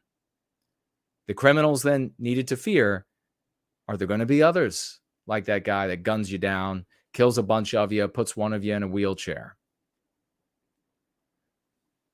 So this guy, the way the story goes, maybe you all heard, and I'll take a look at your comments as well. But you've seen the video. The monster enters the diarrhea and waves the firearm around, holds everyone's lives in there. Have you ever had a monster hold your life in his hands? I have 3 times. 3 times. I've had anti-white monsters point a firearm at me and threaten to take my life. That moment is infinitely worse than anything else they could take. So don't ever let them tell you it's anything else. So this monster comes in, wants everybody's money. Maybe he's going to kill everybody next. This old guy guns him down. And then, in my opinion, still in a state of fear, even if you've seen people who are scared to death, they're in shock and they're completely normal. Does anybody remember the plane crash?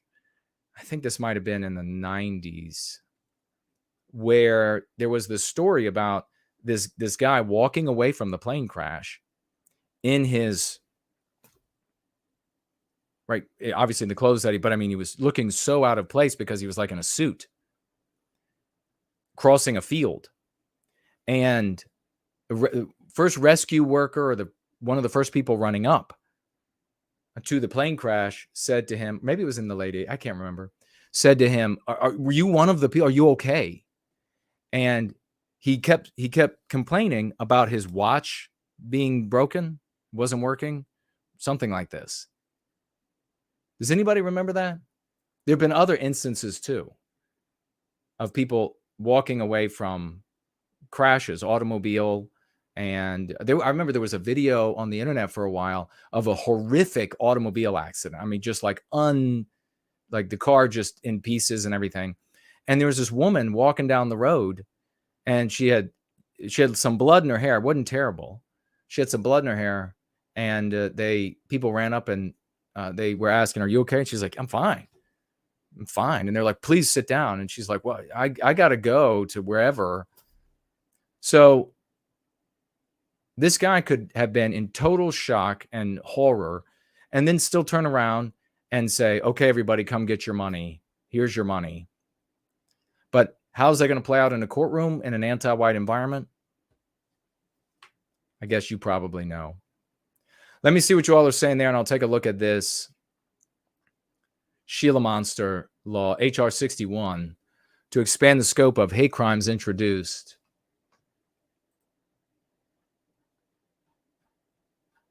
And then we'll take a break. Victorian Time Traveler says that statue is a perfect representation and tribute to MLK. Well said. Promethean Promulgation says their art can be seen as so many different because our brain tries to find meaning. Well, yeah, I mean, I think it's right. It's again, it's about that bio spirit. It's about what's different in people's. And one of the things, when we say find meaning, that doesn't mean that they don't find meaning. It's that what they define as meaning is just different from what we define as meaning. And if we lived without anti-whiteism, people would be, I'm sure, well down the path of determining the very specific differences. But you can't even look into that, much less do actual research.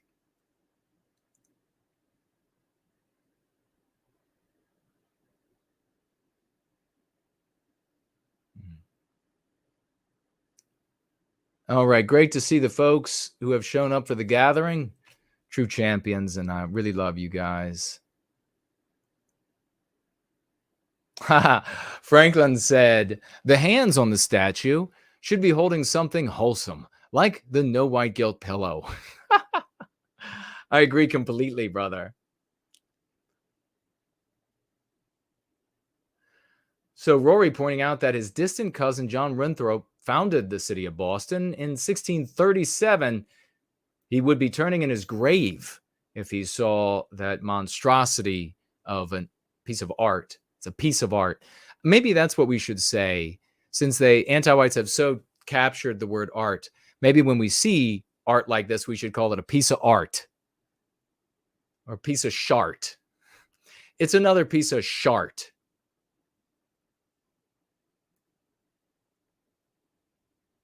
Mark is here. Was that Lewis is here? Ash is here. Can you please do a longer stream on that subject? You said you would cover the topic of Westman fleeing a third world countries to escape anti-whiteism a while ago. Yeah, we'll talk about it. Why not? Why don't you, brother, if you have specific questions about that, you could drop it over in the question widget. And I mean, I'll speak to it today. We have a cozy crew. Seven Sons is here. The great Jerome V is here. Ivan is here. Machiavelli sucks. Azumuth Clark. Great to see you. Arden White. Great to see you, dear sister. Montana Kid. Elaine Sabatino. Wonderful to see you, sweet sister.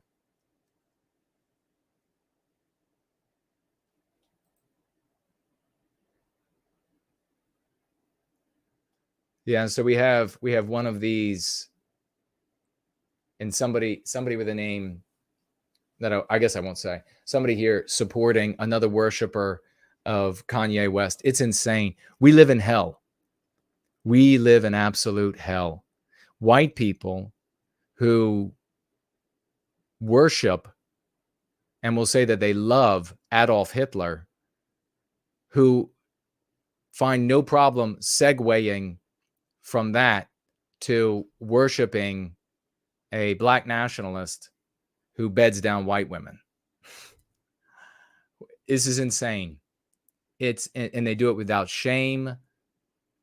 They do it without, I guess it is all like the single mothers choosing awful men to reproduce with. So you have just this big ticking down of genetic quality. And then while these women are pregnant, they are taking Tylenol. They're taking over-the-counter medications. They're taking prescription medications as though that's not going to affect the fetus. But they told me it would be fine. They're making money. They're making money off that. Women. Just give them a right to vote. And then they spit these things out that are like full-fledged half tortoises. And then they rear them on iPads and video games. No wonder. It's like, I feel like, in fact, this artist who did that creates the pieces of art, who did this MLK statue, he created another piece of art, I think.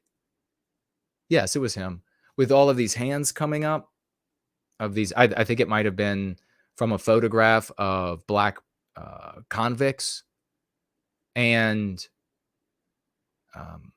I feel like all those hands coming up, that we're surrounded by all of these, like these boylets, not even manlets, these boylets, and they're like just clawing, they're trying to pull you down into just like some quagmire of pharmaceutical medications and these convenient claims of, or convenient Catholic claims of doing this for God, while I behave in the exact opposite way that the church would tell you to behave.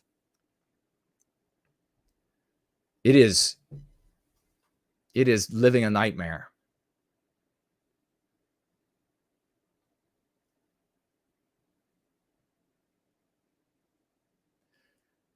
All right. Lunder is with us. Great to see you, brother. Western Kind Art. Great to see you, good sister. What do you all think about when I had on, and I'm going to talk more about Mike, Aussie Mike, in next segment. But when I had him on, I had on I went back to casual, baseball cap and a casual shirt. What do you all think about me doing that occasionally, or maybe even most of the time, for the roll-ins? Because I've been doing the suit and, or not the suit, but the tie and shirt for a long time, and I enjoy putting the tie and dress shirt on.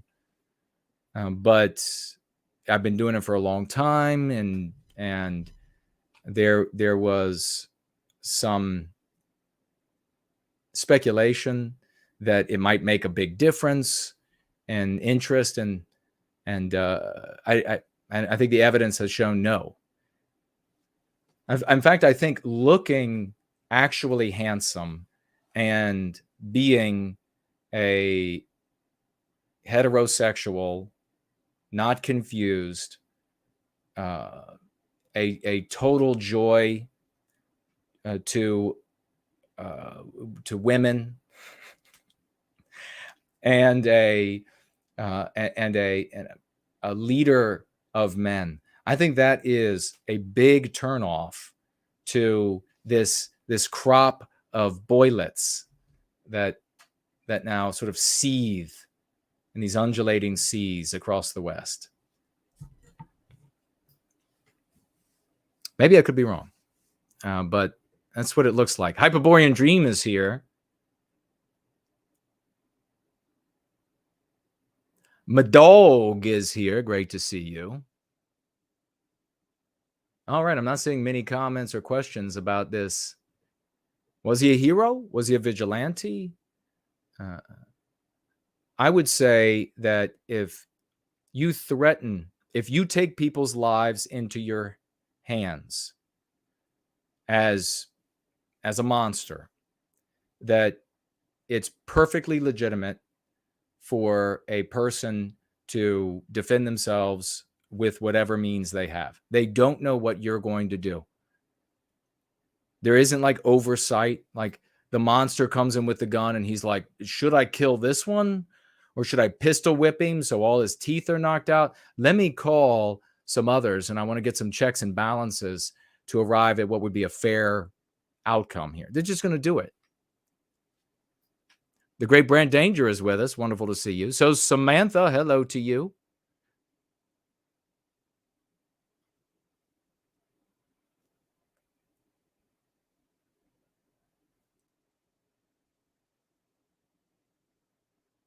Rory Herbert says gonorrhea, Idaho.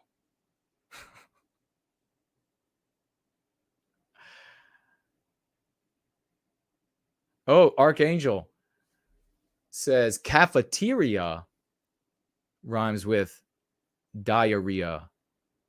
It does, but not the same, like taqueria, diarrhea. And tacos, Taco Bell, sitting on the toilet.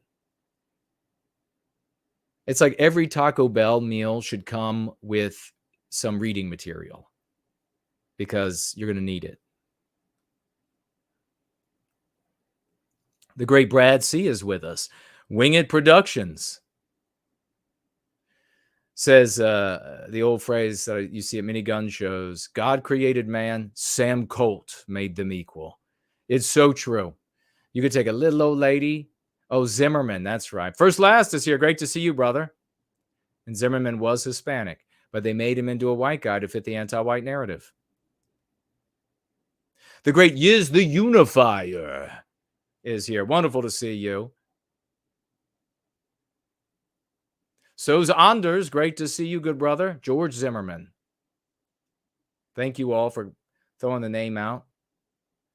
If it was a white guy robbing a black guy, they would find an extraordinary circumstance or dismiss the case on technical missing. Oh yeah. If a white guy was robbing a black or non-white guy and the non-white guy burned him down, oh my God. NRA would pay nobody in the media would say anything about it. They'd be like, that's fine. Kill all the white people you want. NRA would pay for like a coast to coast tour of the black guy or non-white guy, whatever it was. Yeah. Thank you to everybody who threw out the name. Lunder says, dress up as a penguin at least once. Maybe I will.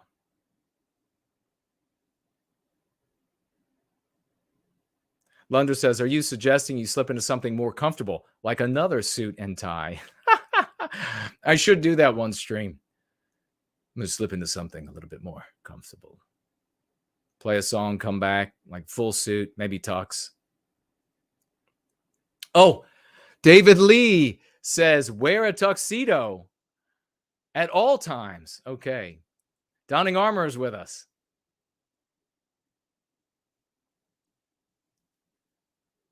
Is that Thalonix? Hello to you and welcome. Kate, great Kate is with us.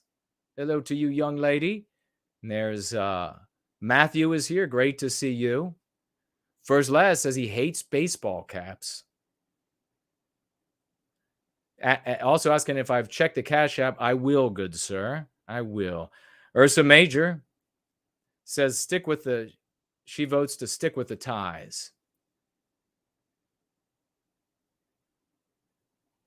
Rory says, nothing wrong with a decent shirt and tie. I tend to only wear them to funerals these days, however. I know what you mean. All your buddies are dying, aren't they? David Lee says, go bare-chested with a pair of suspenders. Chicks dig it. I don't know. See, that might actually be hilarious. Come on. Now, I know we got folks here that are a bit more on the genteel side. And you might have to, when that happens, if something like that were to happen, I'm not saying I'm going to do that, but if something like that were to happen, you might have to turn away. You know, I will be ribald. I'm never going to be like obscene. So you have to put these things in the proper category. Christine is here. Hello and welcome to you. Jerome says, I like you however you dress. And when you dress up, I judge it makes an even more positive impression, unless you need to look casual because reasons. That's great. A great way to put it. Thank you for that, brother. Well, I'm thinking about just mixing it up for people because I've been doing the shirt and ties for so long, and the speculated outcome of always wearing shirt and ties never came to fruition, which was, well, if you're always in shirt and tie, then everybody's going to think that you're very serious and professional, and they will always, and more people will show up because of how serious and professional you are. Just look at like the news anchors. They're never in a baseball cap. And so I get it. I get that was, it made sense, the speculation, but it just didn't pan out. Maybe sometimes step down the wardrobe 1 to 2 steps, but not as far as a t-shirt and baseball cap, a polo shirt or a blazer without a tie, a neat sweater or similar, says TJ. Art Acrobats is here. Great to see you, brother.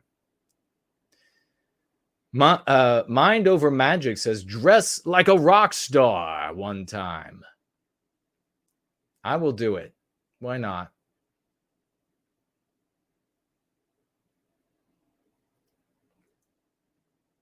All right. I'm going to take a look at this story and we're going to read the financial gifts. We'll go to a quick break. This, my friends, is something to get your attention. The odds that it's going to go through now, maybe not so great, this bill, maybe not so high at the moment, but that does not mean that it won't. And something just like this, if not this. U.S. House Resolution 61, bill to expand scope of hate crimes introduced. H.R. 61, in the House of Representatives, Miss Sheila Monster introduced the following bill. Good grief, I gotta make that magnified. Referred to the Committee on the Judiciary. Remember, the mass shooting in Buffalo last year that was supposedly based on the, quote, replacement theory.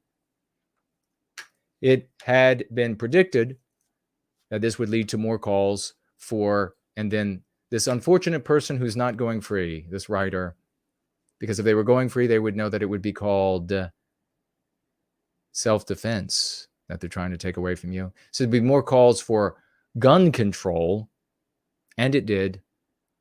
But the other shoe has dropped. House Resolution 61 has been introduced to expand hate crime laws within the U.S. and to specifically target a certain type of crime. It was sponsored by Congresswoman Sheila Monster, an anti-white Democrat from Texas. Everything in Texas, almost everything is bigger, but especially the Sheila Monsters. What's particularly alarming is how many of the terms in the bill are not clearly defined. That's done on purpose. Ill-defined terms can be interpreted in infinite ways. This makes it difficult to enforce. No, it doesn't.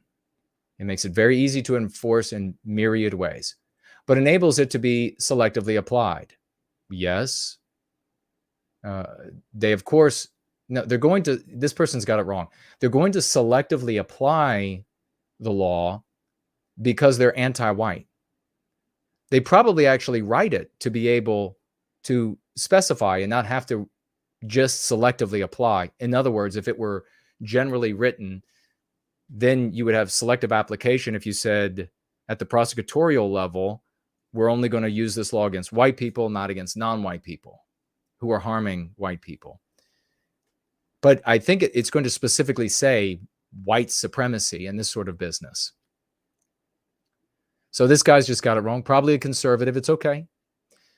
You can choose us for your leadership and stop following these people who make you wrong and lose all the time.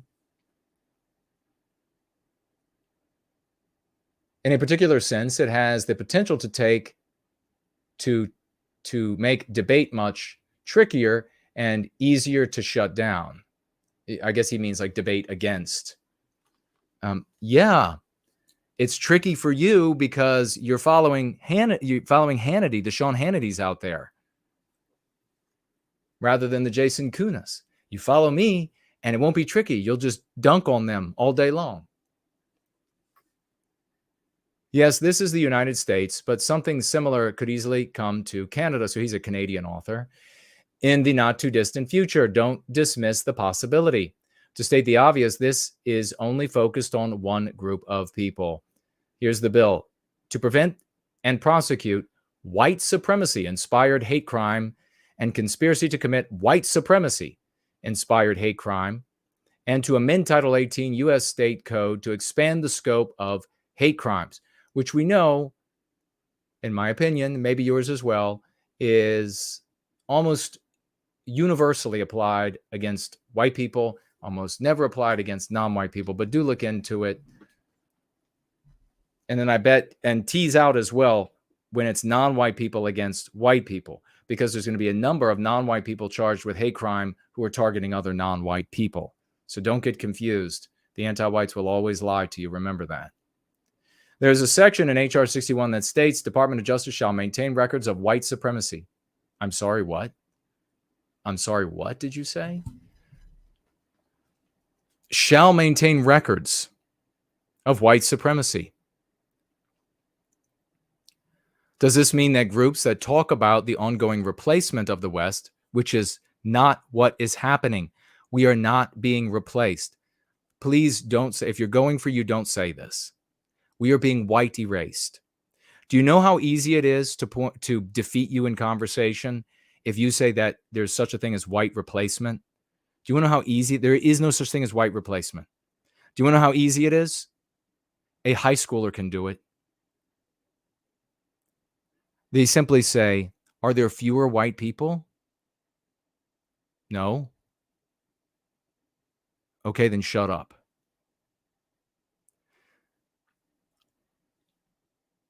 Do you want to continue to take your thinking orders, your marching orders from antags and nitwits and Sean Hannity's? I guess Sean Hannity wouldn't use the replacement. I mean, look at the Greg Johnsons out there, supposed to be a big thinker. He's talking about white replacement because he's had his blood replaced several times by anti-AIDS drugs. But I digress. You do not say white replacement. You say white erasure. White erasure is not dependent on fewer white people. White erasure doesn't get stuck in the weeds in a conversation about statistics. I don't know how many times I can help. I just genuinely don't know how many times I can help people see things clearly, and they still choose to be stupid. It's tiresome.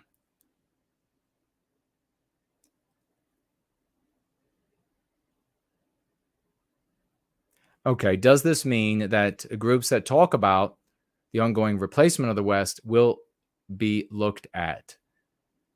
Yes, and they already are. Also, will this enforcement do more than simply, or do more, maybe he meant, than simply monitor and keep records? Yes. And there will be active involvement in setting up undercover operations or honeypots? Yes.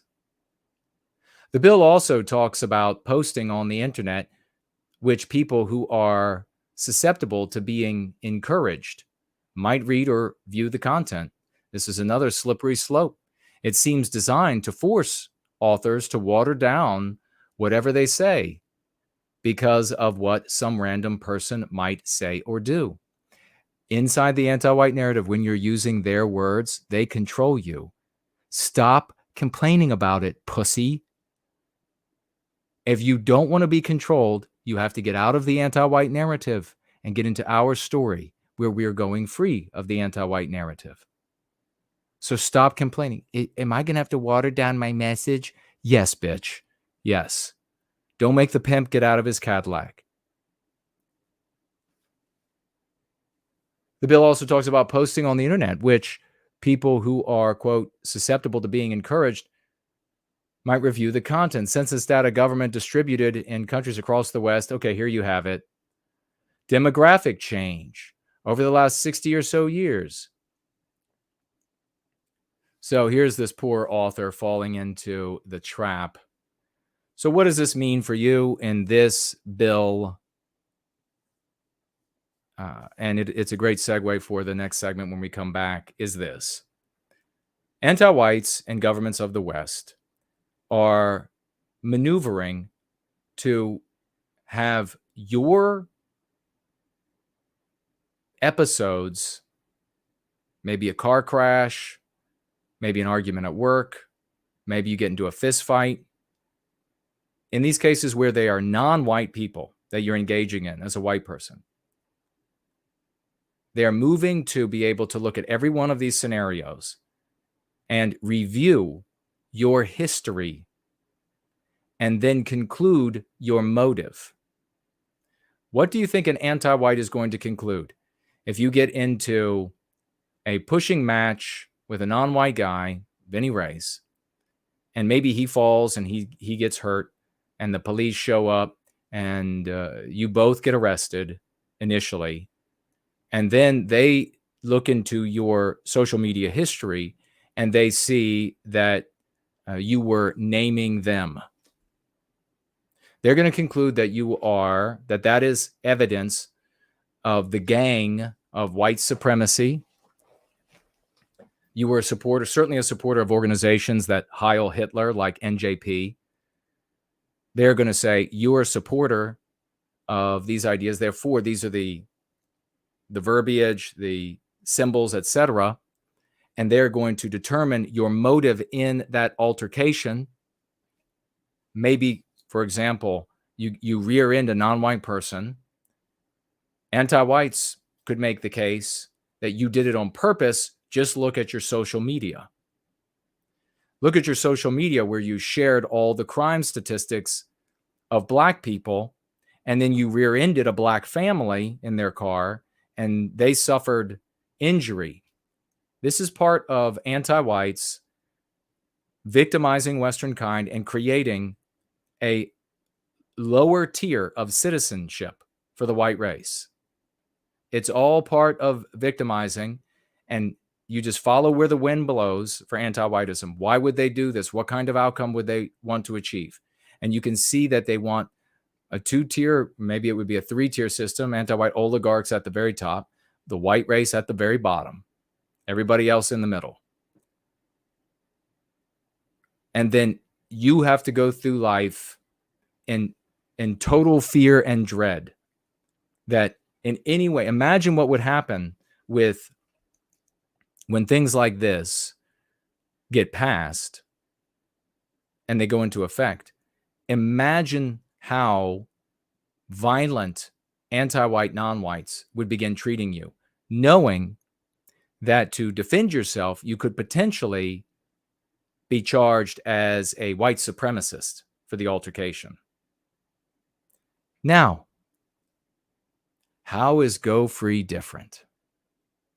Well, as you can see, and as we've seen for many years, in reading these bills and looking at what the bills that made it into law, the bills that didn't make it into law, what the anti-whites talk about, you can see that it is very specifically those who are the villain in the anti-white narrative. So when you want to be white negative in your speech and in your actions, you're going to suffer from this. The folks here are not white negative. So we are white positive.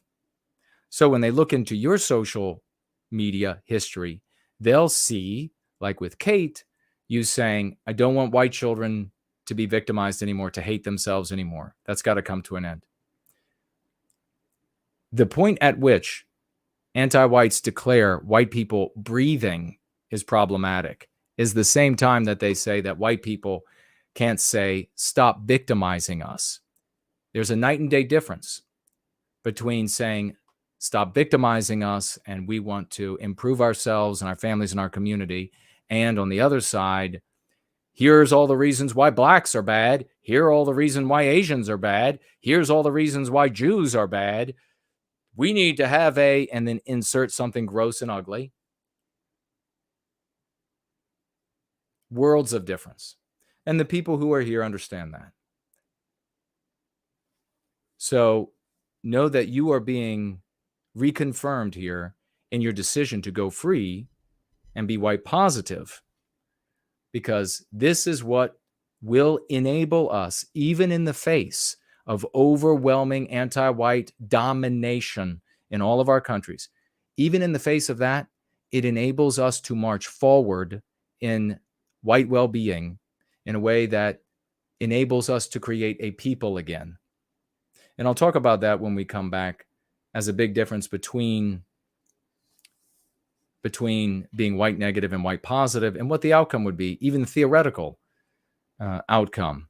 If you could suddenly, and all of these groups of people were gone from the West tomorrow, what would end up happening? Maybe you all can get your thoughts in. Let me take a look over at Entropy. We have one financial gift on Entropy from the great Yiz, the unifier. God bless you, Yiz. I really mean that. $5 financial gift. She says, "Whoa, weekly folk tithe to praise all the hard work our champions have been doing. This community has shown me more results toward white well-being in the last 6 months than the decade I spent with other groups and tactics. Keep pushing, everyone. Kip. God bless you, white heart emoji. I'm going to read that testimonial again because it's so true. It is so very true. This community has shown me more results toward white well-being in the last 6 months than the decade I spent with other groups and tactics.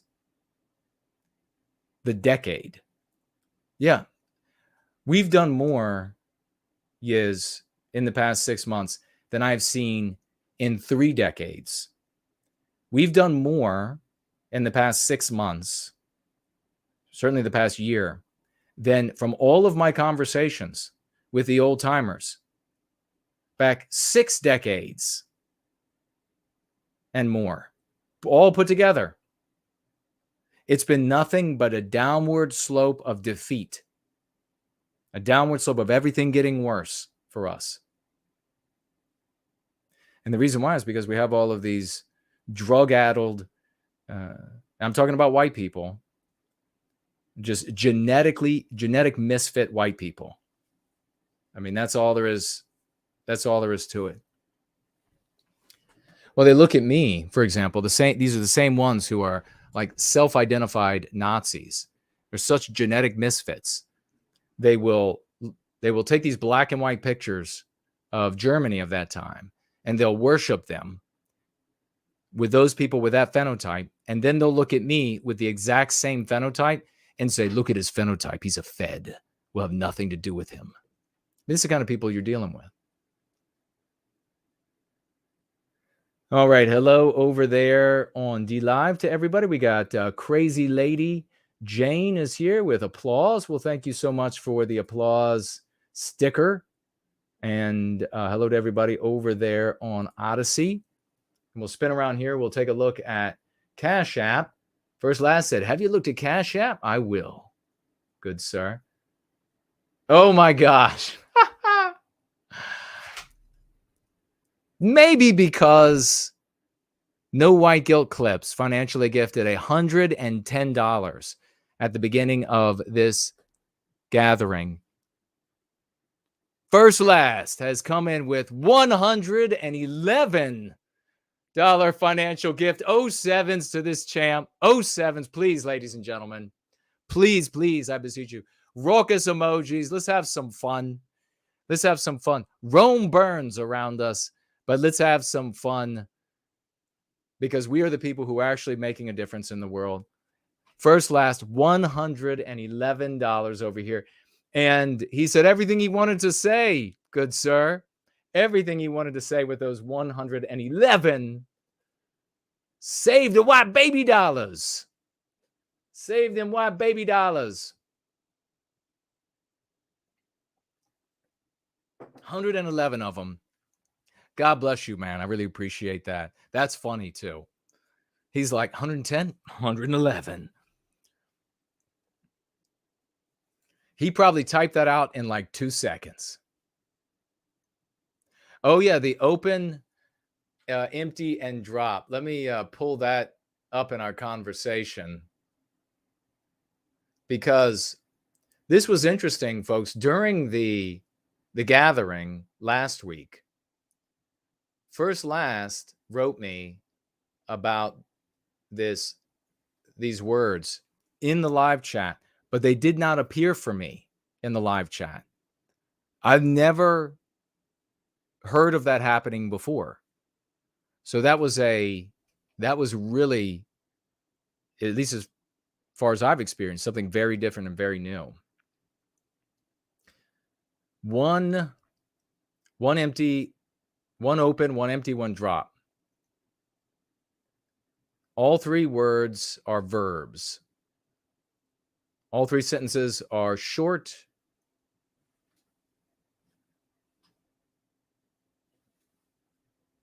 Let's see. He's got it right here. Open up screen. Oh, that's the wrong one.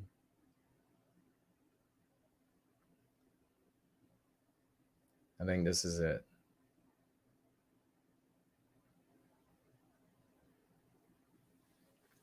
Translation, one. And I guess this comes from the one love, one people, all that sort of thing.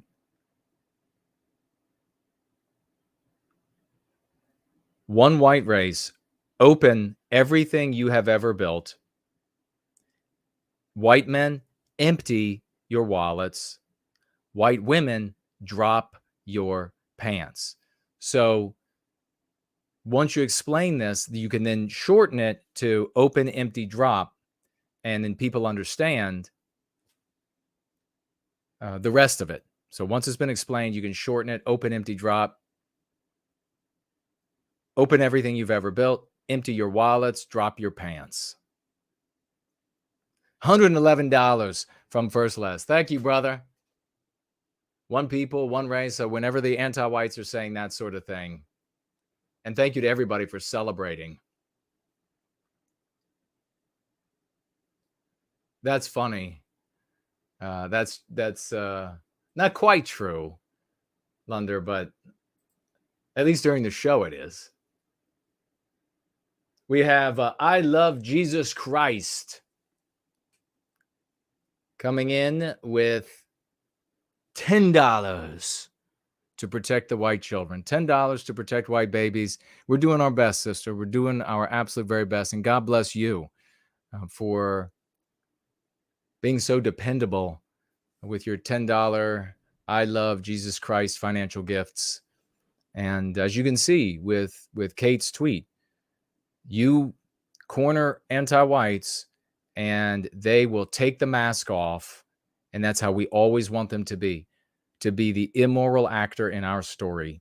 And they came out there like hating white kids, hate white kids, teach white kids to hate themselves. And here are all the excuses for it. It was a beautiful thing to watch them be reduced to what they truly are. And that's what we're able to do with the Go Free Lexicon. So thank you so much for your continued support. We also have the great Maki 07's raucous emojis, please, for this champ, who is also financially gifting in Save White Baby dollars from the anti-whites. 25 of them, 25 Save White Baby dollars from the anti-whites. And he says, with those $25, God bless you, brother, I appreciate it. He says, statue, about the MLK statue, he says, it looks like a big turd. It looks like a big turd. So not holding anything back there. It's just, it does. It does. It looks like if you were to take, in my view, like from some angles, you take the turd of a petite poodle or teacup poodle. They're very small animals, very cute, very smart. And then you magnify it, you know, who knows how many thousands of times. And there it is. God, there's actually human looking hands on it. I can't believe it. So even folks who are like hardcore anti-whites or what have you, they're looking at it and they're like, okay. What's the deal with the tentacle penis hands on the ends? But the artist probably will get a medal, key to the city, and will get more taxpayer dollars to create more of his chart. You know it's true. God bless you all. Thank you very much.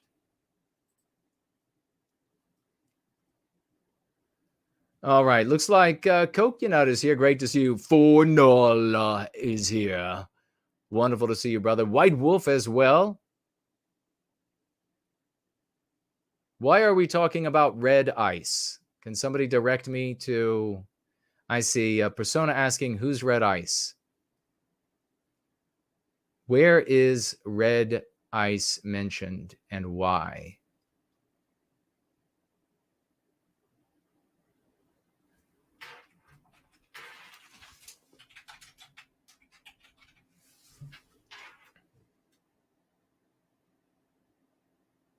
Ah, is this it?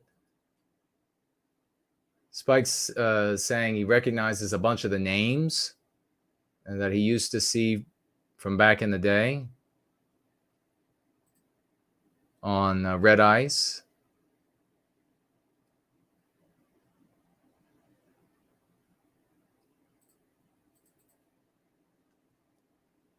Okay.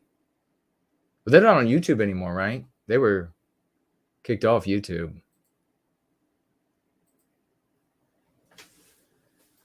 A long time ago. All right. Well, why don't we take a brief, because we've gone way, way over. The first segment has been very long today, but it's understandable. It was fun. And we'll take a very brief music break. I'm going to just kind of stay here, though, so don't go anywhere. Or do, whatever. But we'll be right back after, let's see, we'll rock out. How about some Olivia Key?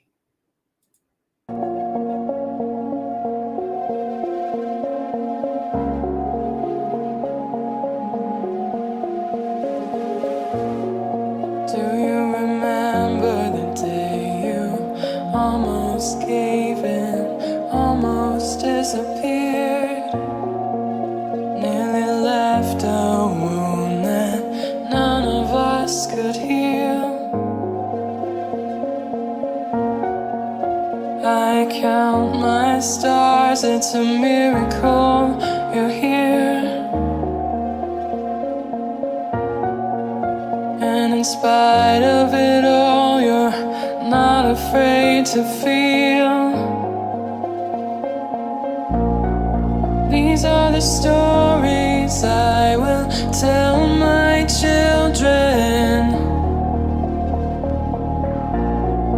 All of the sacrifice and service to them. Nothing comes easy in securing a victory, but it's worth it. These are the stories I will tell my children. Here's to the heroes. May we lift them up and carry our heads high.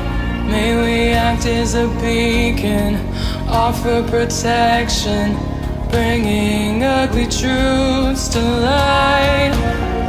May we be better, may we be worthy of our blood and choose to fight. These are the stories I will tell my children.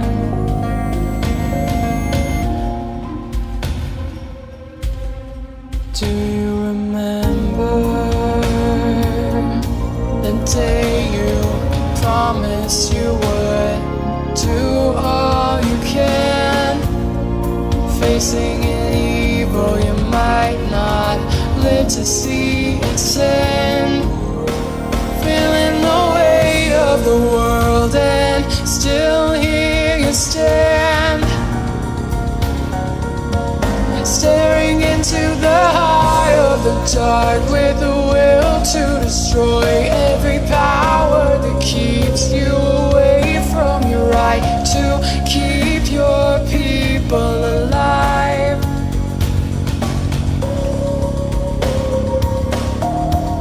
These are the stories I will tell my children. All of the sacrifice and service to them.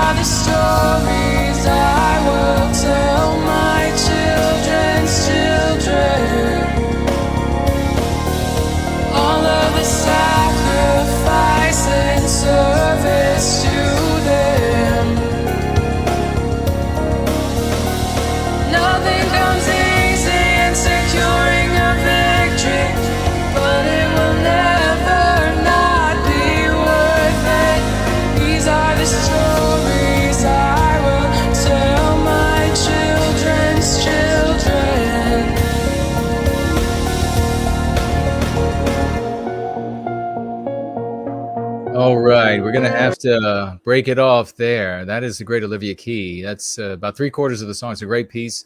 Check it out. She's a wonderful artist. And we want people celebrating her and her work. I had to come back. I got to keep rolling here, I guess we should say. Just keep rolling. And what else do we have here on deck? Is the mic working okay? I wanted to mention today for the Go Free segment, lesson of the day segment, I wanted to mention antags. What are they? And the reason why I wanted to mention this is because this phenomenon isn't going to go away. We are surrounded. We are absolutely swimming because we are oppositional to anti-whiteism. We are swimming in antags. Now, an antag is any antagonist role in the anti-white narrative. So there are various types. Like you have right now in the Dirty Fuentes and Catholic supremacy form of antag. And you have, of course, antique nationalists that are antags. Antagonists. That's all you need to remember. They're antagonists. Everything that's going to come, you have the militia type of antagonist. You have the kidnap the governor type of antagonist. All of these people are playing a role within a system that is already, it's in place. The anti-white narrative is in place. And the better you are at playing that role, the bigger the audience you will get of antags. So there is a profit motive there for organization leaders and content creators of webzines and blogs and the rest. But there is a financial motive there. And of course, there is the motive to get one's self celebrated as brilliant or what have you. And within that role, there is no path to the recapture of our destiny. That is why when you pursue, and that was what I did in my ingenuousness, I guess, when I was newly coming into this, was pursued the arguments, looked into the vehicles and ideologies, and then asked what I felt were the obvious questions. How does this get us from where we are today and what our progeny are going to have to suffer much worse? How does it get us from here to there? How does it get us to the recapture of our destiny? And where there was no one who bothered to answer the question on the particular vehicle, ideology, approach, tactic, I used reason and logic, and it was very in evidence, very easy to see that these things would not work. And then where there were people like Jared Taylor would say, well, there's no path by way of his method. He's merely documenting. And he admitted documenting the decline. And he admitted as much when Donald Trump, not as much, he specifically admitted that's what he believed he was doing all along, just documenting the decline. Because when Trump got elected, he looked around, he said he looked around the country and he saw all of this enthusiasm. And he said, for the first time, I feel like I'm not just documenting the decline. That for all of his work, he felt that at some point in the future, maybe there would be some Chinese professor who would look back on the work of Amrin and say, here lies the evidence of how the white race went to the dogs. So I know we like Jared, but the creator, the head, the inspiration, saying that he understood what he was doing to merely be documenting the decline is all the evidence you need. And of course, I've told you all before that I ended up in conversations where we would always get to a God of the gaps moment. How do we get from this spot where you take us with your ideology or tactic to the recapture of our destiny? Well, God of the gaps. Something else will happen at that time. It'll be obvious. That's not good enough. You don't build peoples that way. You don't even build garage sales that way, for the love of God. So that's a consequence of being within the anti-white narrative, being within their story. Naturally, the author of their story is not going to write you in a path to your victory, defined here as the recapture of the destiny. I know that antags do not describe it the same way. They talk about things that are impossible, things that would be villainous and immoral. That's because those are the words and personalities that they've been given. So we have to deal with this phenomenon. They're always going to be around. They are like flies around shit. They're just, when they are, when you walk out into a horse field and the piles of shit have flies around them, and then the flies want to come over and check you out. The flies are like, hey, what's going on with you? You going to come eat some shit with us? No, not going over there. That's how they are. You're on Twitter, you're on Gab, you're on Facebook, you're on Minds. Reduce these people to the moniker antag. They don't have to understand it.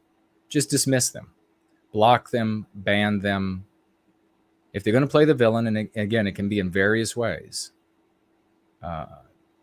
You saw people wanting to play the villain in the Proud Boys, effectively a gang that was going to somehow strong arm the state into obedience. Now, of course, that's not the totality of the membership thinking that, but this is one of the main, threads of thought. And when you do talk to the membership, this is the kind of attitude. These are antags. You're not going to force the state to do anything. This is not smart. This is counterproductive. At least for the Proud Boy types that are actually getting out into did get out into the streets and get into fights with anti-whites, which were ill-advised, because these guys go to jail and the anti-whites go free. At least they got out in the streets and got into fights. I mean, the ant-nat circles type of antag, they're filled with people who have nothing but huge talk and then do nothing. Just not all of it's on the internet, and they'll come and condemn you for not having violent talk. Remember, they're going to go back, the anti-whites, and look at your social media when you get into that auto accident, when you get into that fist fight, when you hurt the emotions of the non-white woman in your office. They're going to want to look increasingly at your social media. Were you talking about how bad non-white people were? Or were you talking about wanting to end the victimization of our people? It's not the same thing.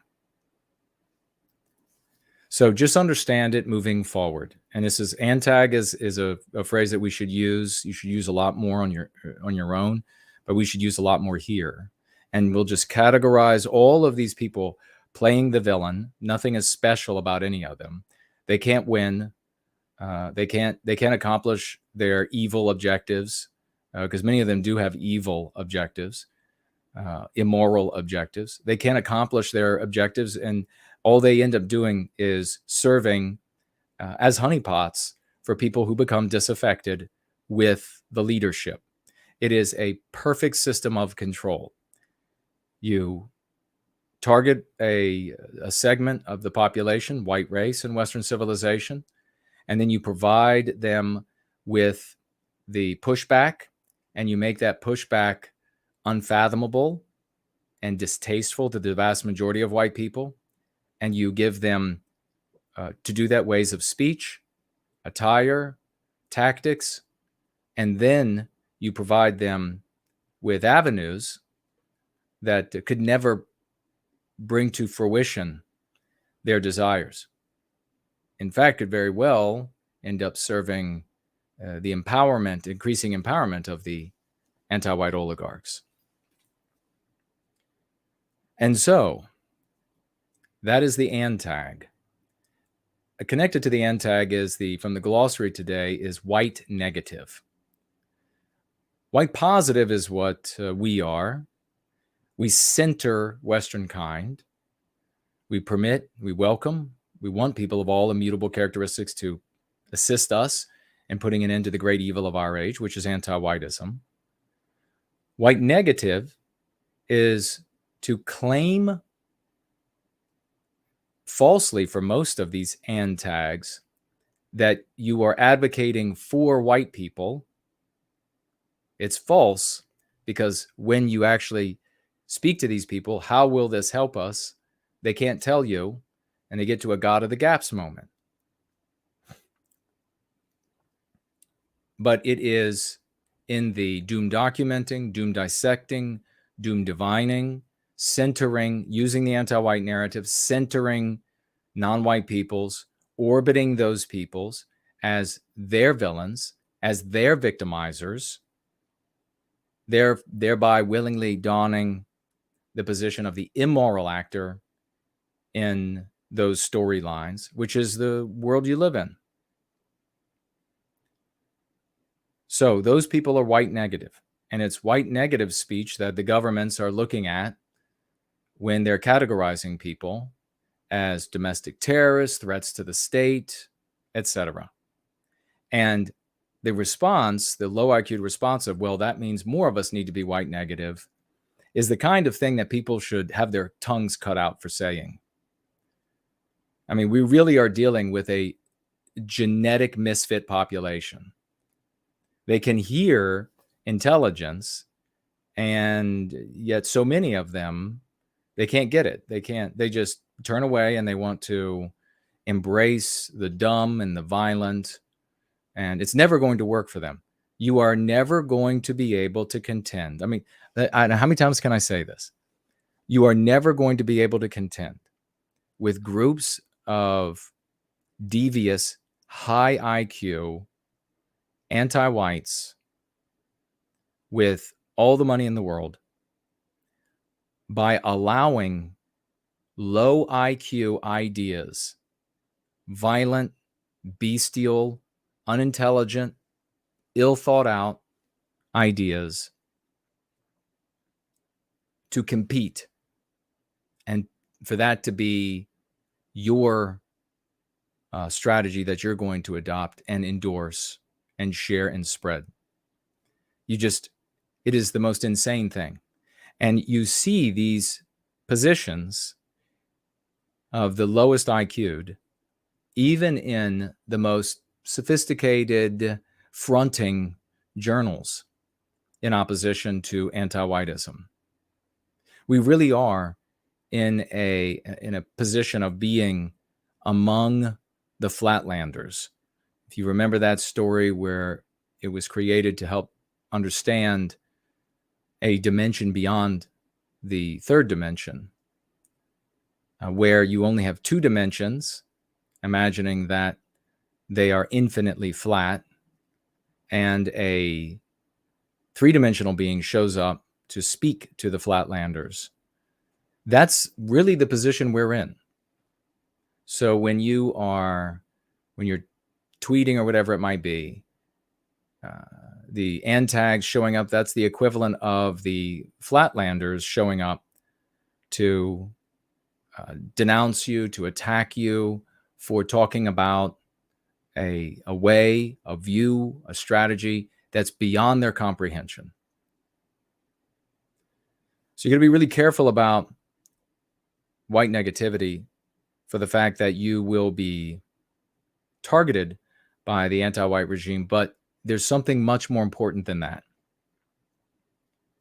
White negativity will never create a people out of our deracinated race. only white positivity. A great example is Aussie Mike and how he made his life's work to be the voice of victims of our people, not the voice that says the bad things about their murderers and rapists,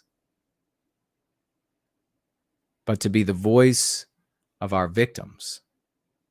That is a decision and an act and a continuous acts that is made in love.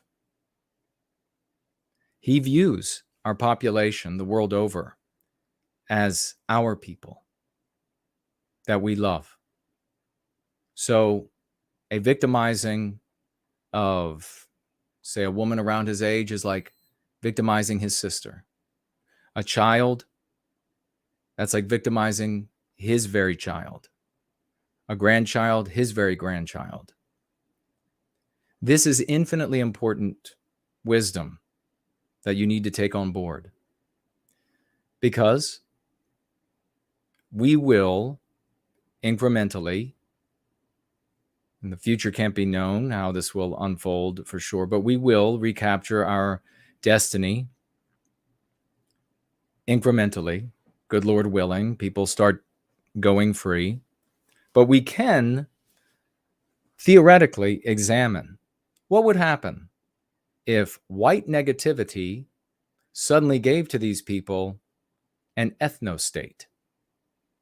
What if endlessly talking about Black and Hispanic crime and Arab religious practices and Jewish participation or ownership in media, and what if all of that somehow, theoretically, we could snap our fingers and Kansas was suddenly free of all of these people and it were just white?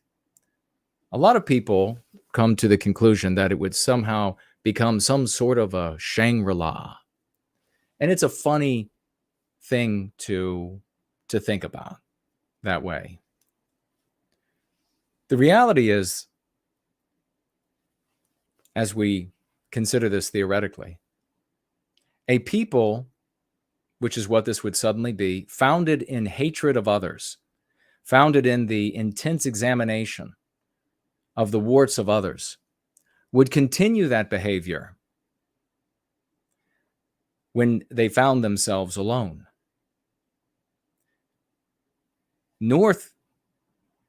Folks in North Kansas would become vindictive and spiteful of those in South Kansas. The same would be the case of West and East Kansas.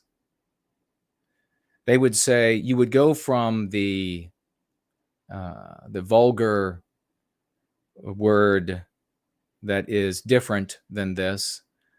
You would go from the hatred and focus on the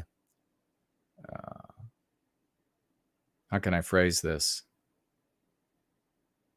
These people would go from the hatred and focus on the bigger guy to the ginger guy,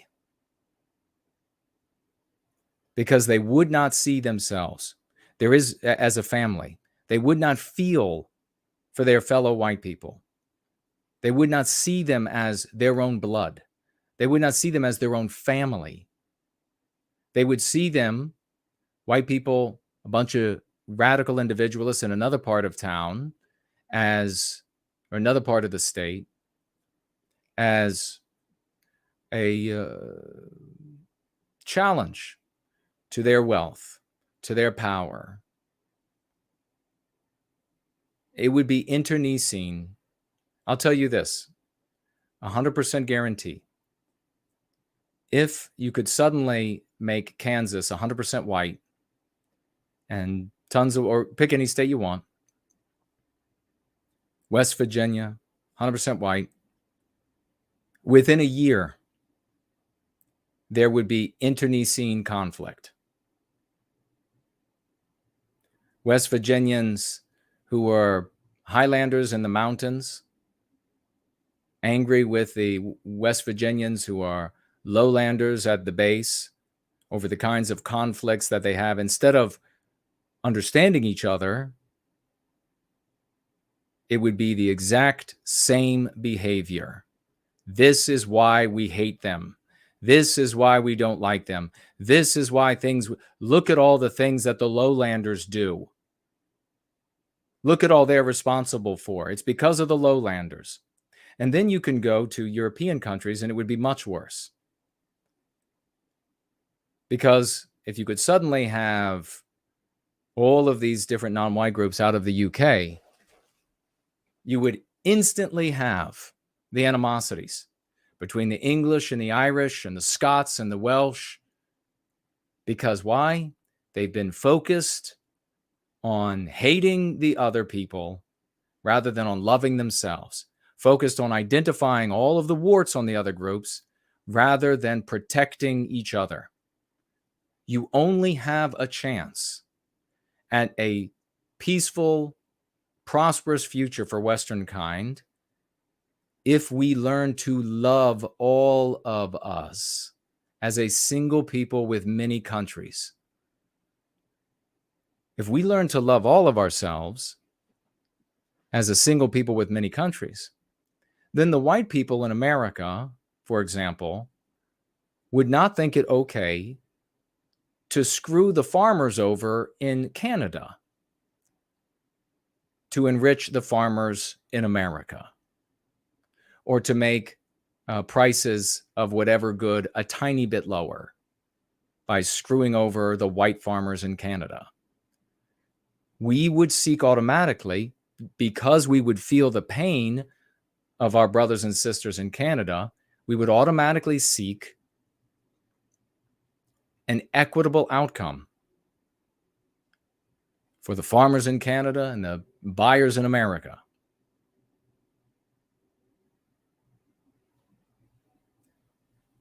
So the reality is, of all of these certain types of antags who talk about things like ethno-states, that if with their mentality they were suddenly handed one, it would be the bloodiest civil war that the earth has ever seen. They would kill more white people than you can imagine. And you doubt that? Look at their opinions about Ukraine. They picked sides. They told you, both sides are telling you all the bad about the other sides, aren't they? Instead of just saying that white people are being harmed as a consequence of this conflict. So you got to find out where you're going to be and where we want to go as a people. Do we want to have a people? Or do we want to, do folks out there, do you want to persist on a path that's going to lead you to perdition the moment you theoretically could achieve the outcome you desired? Because you're not going to achieve it. There's not going to be any ethno-state. We're living in multiracial countries, period. You're not going to march through and clean everybody out. You're not going to, that doesn't mean that you can't have an area where you're white and the people there are white, and you feel harmony with the architecture and the creations, it's the art there, etc. That doesn't mean that that can't happen for the foreseeable future. Of course, there is not going to be. I mean, this is such a childish notion that it's difficult to countenance with a straight face. And that was somebody that a lot of people, the explicit white sympathetic sphere, the vast majority of it followed that guy, Richard Spencer, on something that was infinitely childish.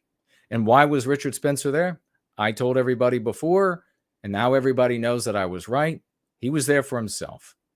Didn't even want he'll take your money, but it wasn't really the money because he's a trust fund baby. He just wanted the aggrandizement. He just wanted the attention. Now everybody knows that.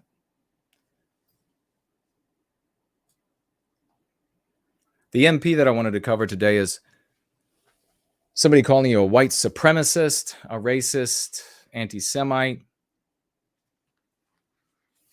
that sort of charge. You are the MP, you are a white supremacist, you are a racist, you are an anti-Semite. Don't listen to a single person telling you anything other than this. You will just fail. You will look bad. You will burn your reputation. You will harm your future. This is how you handle it. MC response: only anti-whites use the language of white oppression, white erasure. Everyone of every race and background is permitted to support white well-being. So any iteration coming back at them with only anti-whites use the language of white oppression, why are you such an anti-white? Coming back at them with that, and I make this very simple on purpose, will win you the day.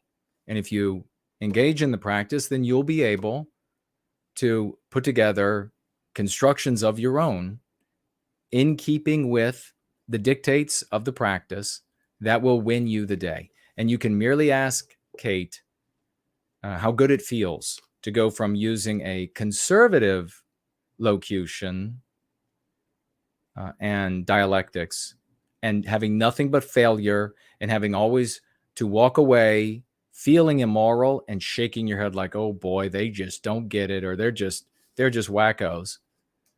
Going from that to dominating them and humiliating the anti-whites and making them flee, and or even better, making them absolutely take off their mask with what they want to do to white people and why they think it should be done. Good. Please say more of that. Absolutely say more of that. Like the guy that just engaged me on Twitter, what was it, yesterday, said one of these, give the Native Americans, don't ever call them that, they're American Indians, give these people, give them their land back and go back to Europe. I just simply said they were fighting each other for the land. White people showed up and won, and then we made America. Now stop being so anti-white. He had no response for that. How many times have you had that success? I mean, be honest. I've had people, the antags won't be honest with you, so don't bother engaging them. They won't be honest. I actually had them coming to me, and we know that what happens, Ye's law, when you name them, and I had them, they're such disreputable fuckers, everyone. They're like, oh, I've told all my family and my friends and my job, and everybody's on board. Whatever you lie. Yeah, pull the other one. Pull the other one. So I'm going to jump right on, skip the break since we've used up so much time. And we have 100 people here. So we'll take some calls. We're going to take a call from Caleb. I know he wanted to talk, and I think maybe Mr. V will talk if he's available. He can let me know on Skype. But we'll jump right over here. I wanted to say again, the success of a pedo groomer. Make sure you use, or pedo prepper. Make sure you use pedo prepper for groomer. I don't care what the head of your organization says. I don't care what your thought content creator says. They don't know. They've been wrong. That's why we're where we are today. That's evidence of it, right? Time to go another direction. You know, anybody home in there? Time to go another direction. Go this direction. Call them pedo preppers. I guarantee you anti-whites will come unglued when you start calling them pedo prepper. You go to your child's, like the parent-teacher association meeting, and you say, I don't want any pedo prepper coming in here. You will get attention like you wouldn't believe. And you will have the moral high ground, as opposed to, I don't want any groomers coming in. We understand that you have a problem, but look, I don't want groomers here. Okay, but that's how they're going to be like, all right, ma'am, all right, sir. Because groomer has a positive connotation in the subconscious mind. Call him pedo prepper before it's too late. Don't make me go like live in a mountain somewhere and hide out the rest of my days as best as I can while society gets eaten alive because there were just too many misfits and not enough good people. Yeah, brother. Okay.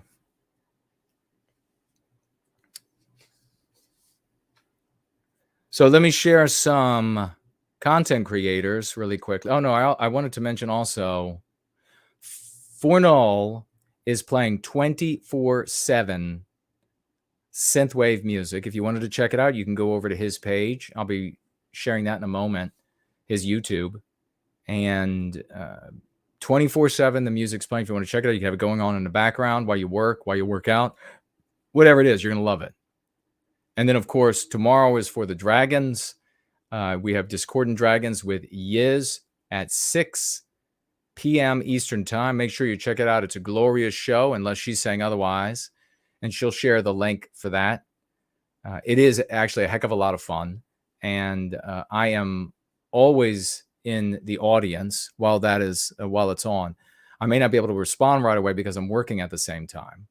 But I'm always there. I'm always in the audience. So if you tag me over there during that show, which is a lot of fun, you will, I'll see it and I'll be able to respond. And then, what was the other thing? Oh, yeah, we had, who was it? Is it Tony who had a quadruple bypass? Who is it from White People's Press who had a quadruple bypass? Somebody did. So prayers, positive energy, etc. for White People Press. Whoever at White People Press had this quadruple bypass. Scary thing, really scary, up and moving around, happy about that. So let's get some love in that direction, some positivity, please. Thank you. And if anybody can tell me for sure, I reached out to Tony. I haven't heard back from him. So that, yeah, speedy recovery. Thank you, Stephanie. Good to see you. TJ, thank you. Franklin is sharing Yiz's channel. Thank you for that, good brother. She might have gone on to bed. So I appreciate it. Thank you. Share some names of some content creators. We have the great Andrei Moisejev, and this is another news item I wanted to share, announcement that he just announced, and I shared this across my social media, that he is working on and getting closer to finishing, I think, the next segment of the symphony, the Prometheus Rising Symphony, that he is making dedicated to my book, Prometheus Rising, Take Back Your Destiny, a rewriting of Prometheus, which teaches us about ourselves, our strengths and weaknesses. It's didactic. It's mythopoetic. You'll love it. If you haven't seen it, it has inspired musicians. It has inspired poets. And it has inspired artists that draw by hand and on the computer. Magnificent works. If it's inspiring them, it will inspire you.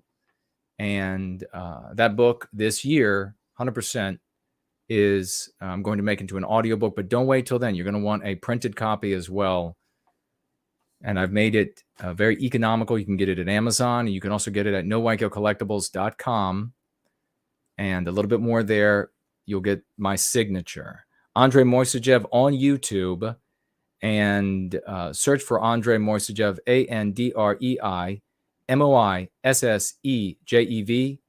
And I don't think his channel, it's him something or other, if you wanted to try to look that up directly. But the URL here I have here is just a long mess. Please subscribe to Andrei Moisejev. It's glorious music. And in fact, I think he's going to have a new piece available soon that's like a one-off. And I'll get that and share that for you all as well. And if Kate is listening to my voice, she should add Andrei Moisejev to the list of people who she regularly checks up on to see if there's any new music. White People's Press, all of these people are on YouTube, but I may not have their YouTube address. And so you find them through the other address that I give you, whitepeoplepress.com. whitepeoplepress.com. Westman Media on Odyssey under Westman Media. School of the West, schoolofthewest.world. That's our very own, the great Dean Danger. Discordant Dragons, and Franklin just shared Yiz link. Dragon Synth Adventures, and Fornull can share his link if he would, please, good sir, so that folks can listen to that 24/7 synth wave. The great No White Guilt Clips on YouTube. Type in No White Guilt Clips. YouTube.com/No White Guilt Clips. There is no reason why you shouldn't follow Clips, and take his clips and share them. We have people sharing clips of not in this community, but in other communities. Total asininity out there. Share the clips that are diligently made, please, by No White Guilt Clips. Western Wellbeing Newsletter at finalblossom.substack.com. Western Kind Wellbeing Newsletter. And remember, every address that I'm sharing here, if I'm not giving you the YouTube address, and I want you to go to the YouTube one, is because I just don't have the YouTube one. And so you can find their YouTube address by way of the one I give you. Porridge on YouTube, and he is Jubilation Media now, the great mind, lovely Porridge from down under. But you can type in Ruination Media on YouTube, and that should pull up his channel. Please sub and share his work. Looks like Intellectual Embargo is coming back, or he's thinking about it. He's over there on Odyssey. Check him out under Intellectual Embargo on Odyssey, and you'll find his YouTube link there as well. We would like him creating more white positive work. I know in his tweet, he said that Uncle Jared, and I guess it's Jared Taylor, can't do it all. Well, Uncle Jared is white negative as the day is long. So we'd like him to do white positive work. He's a great guy and a great thinker. We have Final Blossom on YouTube. So youtube.com/user/Final Blossom. And he is a stalwart champion in service to white well-being. Can't say enough about Final Blossom. Please do follow him on YouTube. And folks, the simple act of following these people is advocacy, because the vast majority of this misfit genetic scum that composes the West now, the white race, they're unable to look at and evaluate approaches, tactics, movements, and then come to intelligible conclusions. So they merely look at the number of followers. That's it. The quality of the people don't matter. So I'm not reading off these people's names and where they are for my benefit, because I want to hear myself say it. If you haven't followed them, follow them. It's an act of advocacy.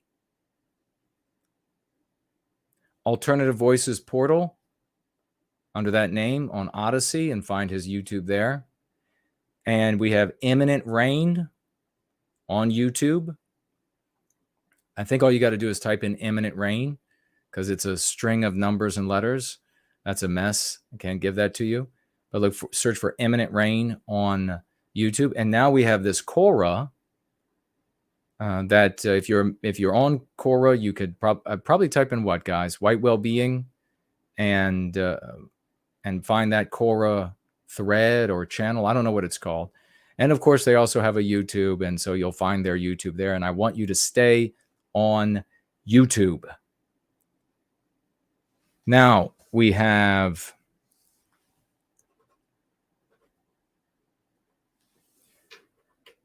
some mail to look at, and then we will get to your calls as we hit the top of the hour.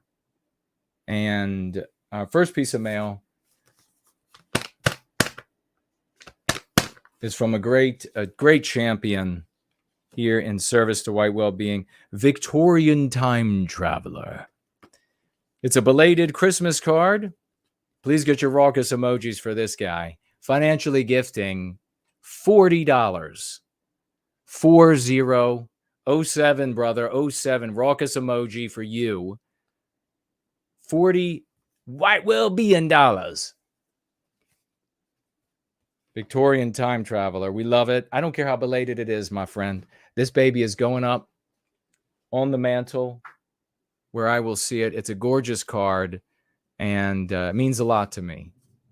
When it arrives isn't such a big deal.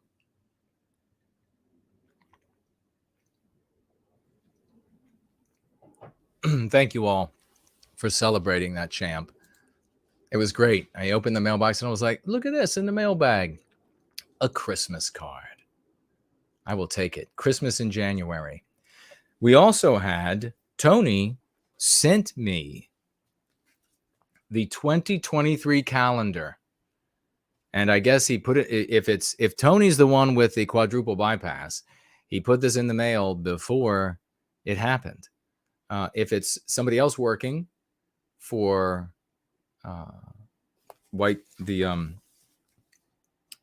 People Press, then maybe it was Tony himself, but our love still goes out to whoever that is. But Tony himself who sent this. It's gorgeous, the 2023 calendar, Western mythology. I don't get any money from this, from sharing this. I want Tony to do well. I want these products to be in people's homes because they're white positive, because it's a beautiful thing. You don't see Panzer tanks, okay?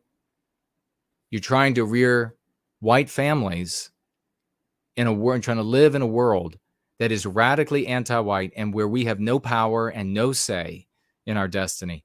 You have to teach our babies, you have to inoculate them against the anti-whiteism, and you have to teach them to be smart in this world that we find ourselves, to be smart. The days of, the days of rally the troops and let's go to the British are coming or whatever it is, they're long gone. Anybody talking like that is an antag. They probably work for the government, and it's going to get you into trouble, and it won't do anything good for our people. All right? You're just going to end up in jail. So it's a gorgeous calendar, and I'll show you January. I won't go through the whole thing, but I will show you. Look at how lovely this is. Look at how beautiful it is. You got there's the couple, the lovely couple there, embracing each other. It's a beautiful calendar. Plenty room to write. But I mean, really, you could put this up on the wall. You put it up in the kids' room. You know what mothers used to do? And I'm sure they still do. What am I talking about? White mothers? They'll go out and get posters of non-white athletes, and they have no idea who those athletes are. But they'll come out with posters. They'll go buy posters like that and then put them up in their children's bedrooms. Because they believe erroneously, boy, this is stunning.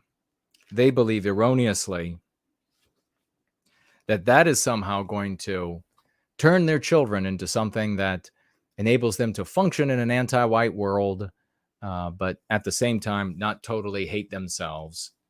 No. As you can see, it doesn't work that way. It works, in fact, very differently. Put things like this up in there. Let them see. Remember, the art is not about it being pretty. It's about it resonating with what's inside those babies.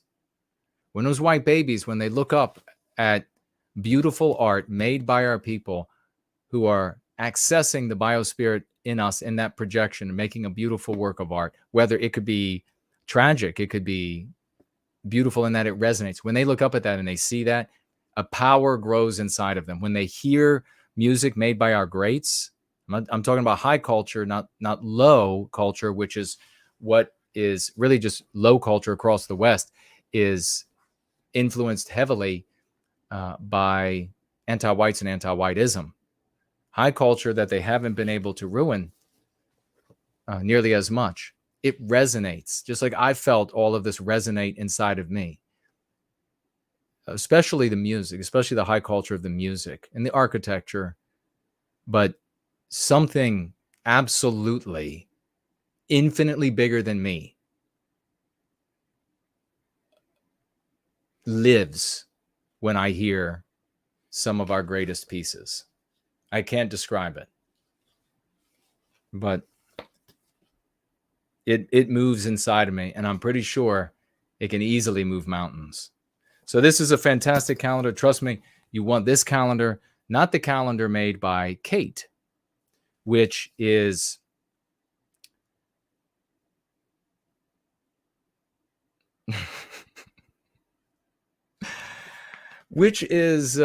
very revealing in other ways.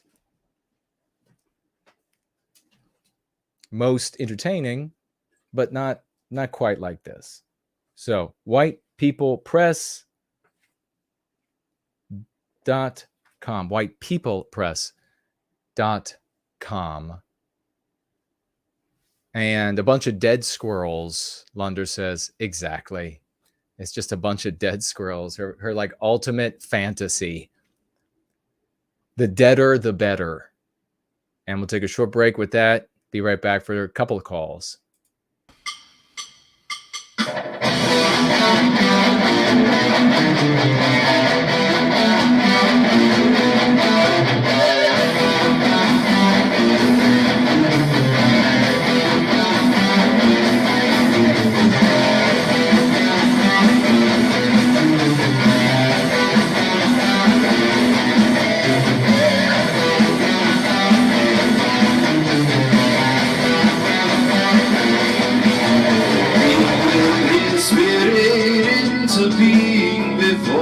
Dawn of time, worshippers of lesser gods, fragile and sublime, stood by as they took his name, marvel he had made, observed them in their apathy, languid and dismay.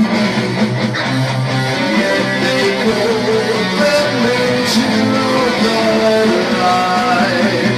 He lit the sacred fire and poured the cosmic ray, shone brighter than the highest god, yet above his ways.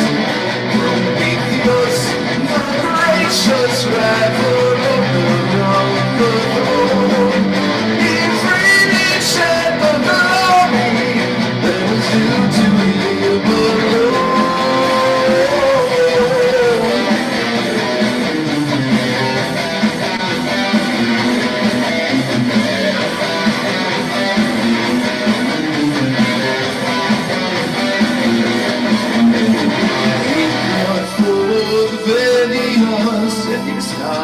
To the night, galaxies in motion, birds into flight, the gods here love to fill the world with their own designs, and what about correcting forms they left to malign? Though they had here of them as his own. He lit the sacred fire and poured the cosmic flame, shone brighter than the highest god that uphold his ways. Prometheus, the gracious rival owner of the throne, he freely shed the glory that was due to him alone. When all was made, the gods were given galaxies to roam. Each would find the fresh new world that called its planet's home. Eagles pursue their secret blessings from their Lord. His symptoms were defiled by feet of trial.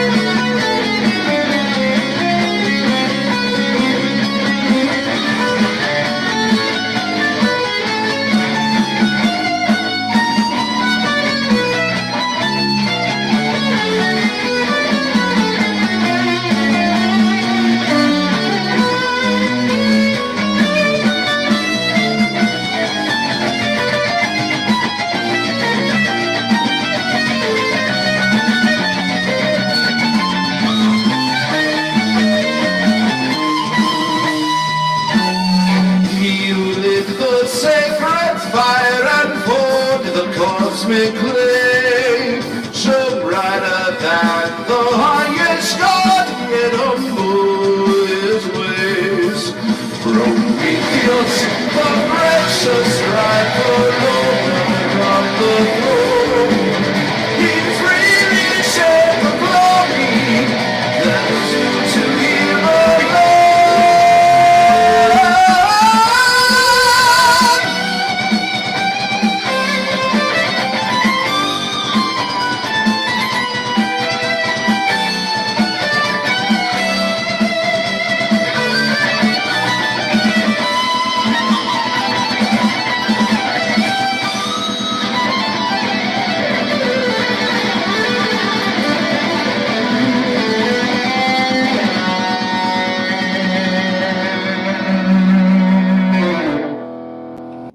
Drowning in the argument, the anti-white says, what exactly is anti-white? You have got to be animated with the righteous passion of reclaiming our destiny. We are the heroes of this era.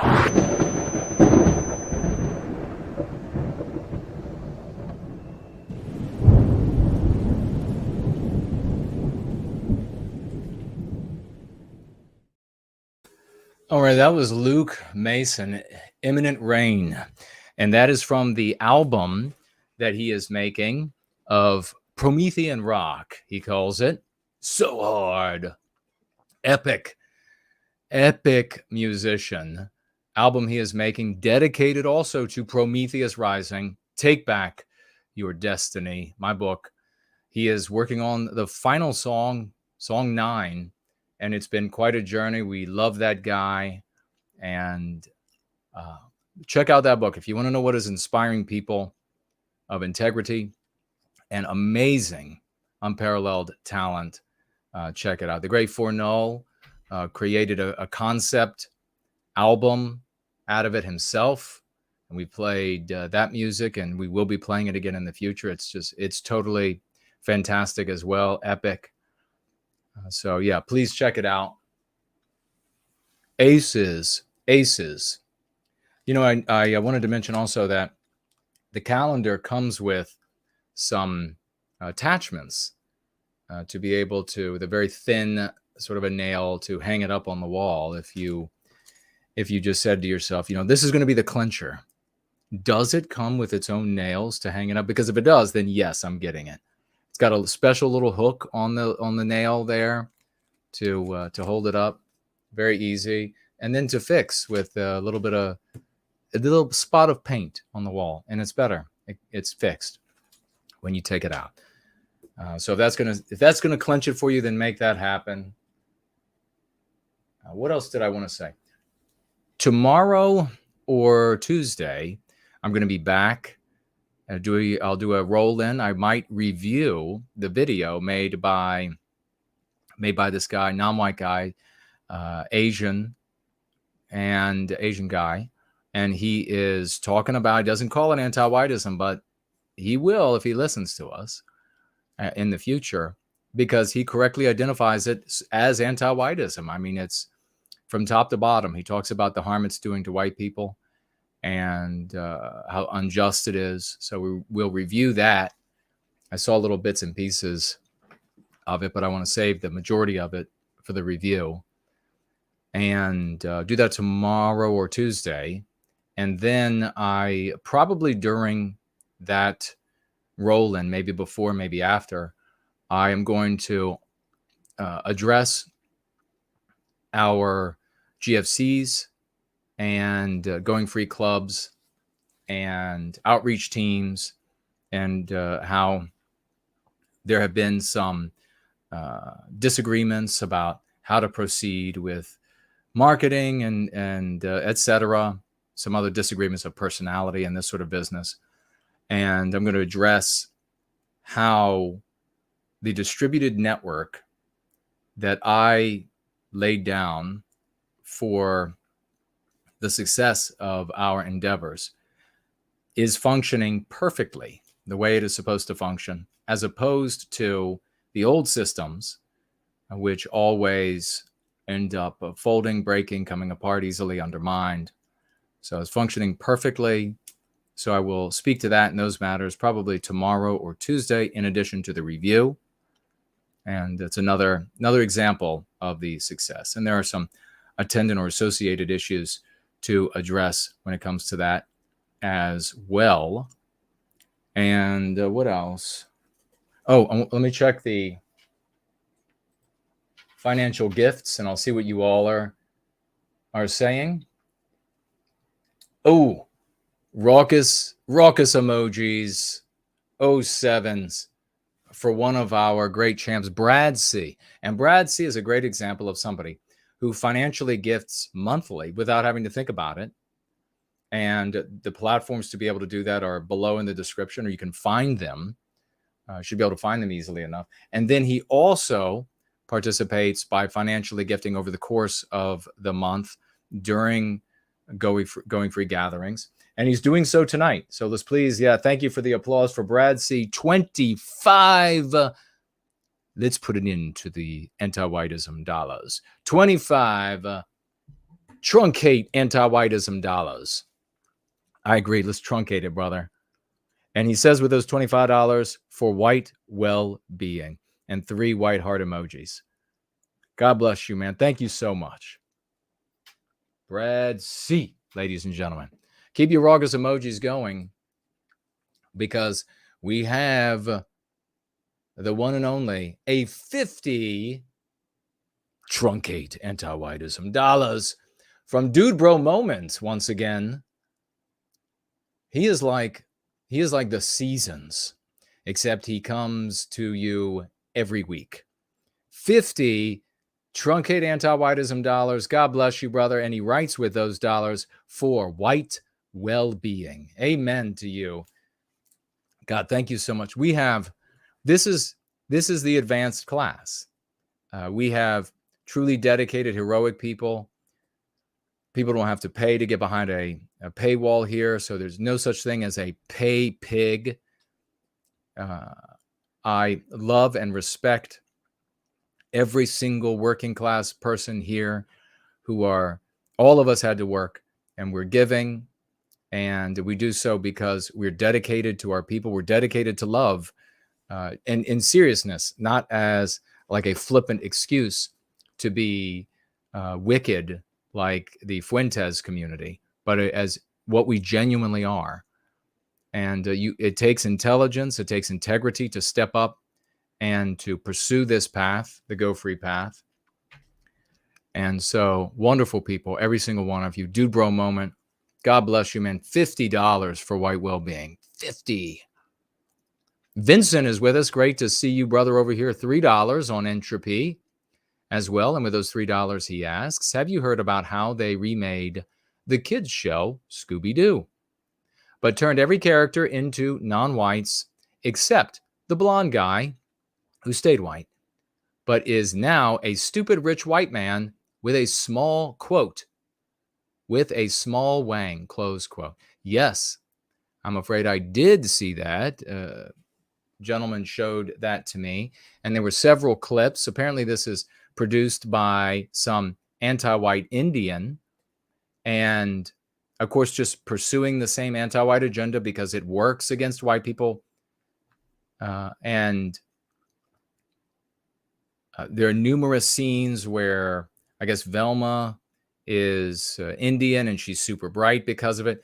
But the butt of every joke is the white guy who is dumb, doesn't know how to even feed himself, has a small penis, and all of these. This is what they're doing to white males. White women out there, those are your fathers they're mocking and dehumanizing, your sons, your brothers. Any white women out there that would stand with this are pure scum. Just pure scum. I will lock the gates so that you won't be allowed in as the animals have their way with you. Yeah, thanks for bringing that up. It's really disgusting. It's totally anti-white. If you're a white person and you have a way, or a non-white person, and this disgusts you, you don't want to see it, you have a way to harm the work that's being done there, in a legal way, of course, then do so. Undermine this piece of shit who's making it and all the people who participate. I'm not a genteel Republican type. I'm not going to tell you that, we are not going to deign to be like them, and so we will just hope and pray that things don't go good for them, or God will get them. No, that's not how it works here. If you can shut their shit down and cause all of them to live on Skid Row using heroin, and it's legal to encourage them in that direction, do it. Everybody who's participating.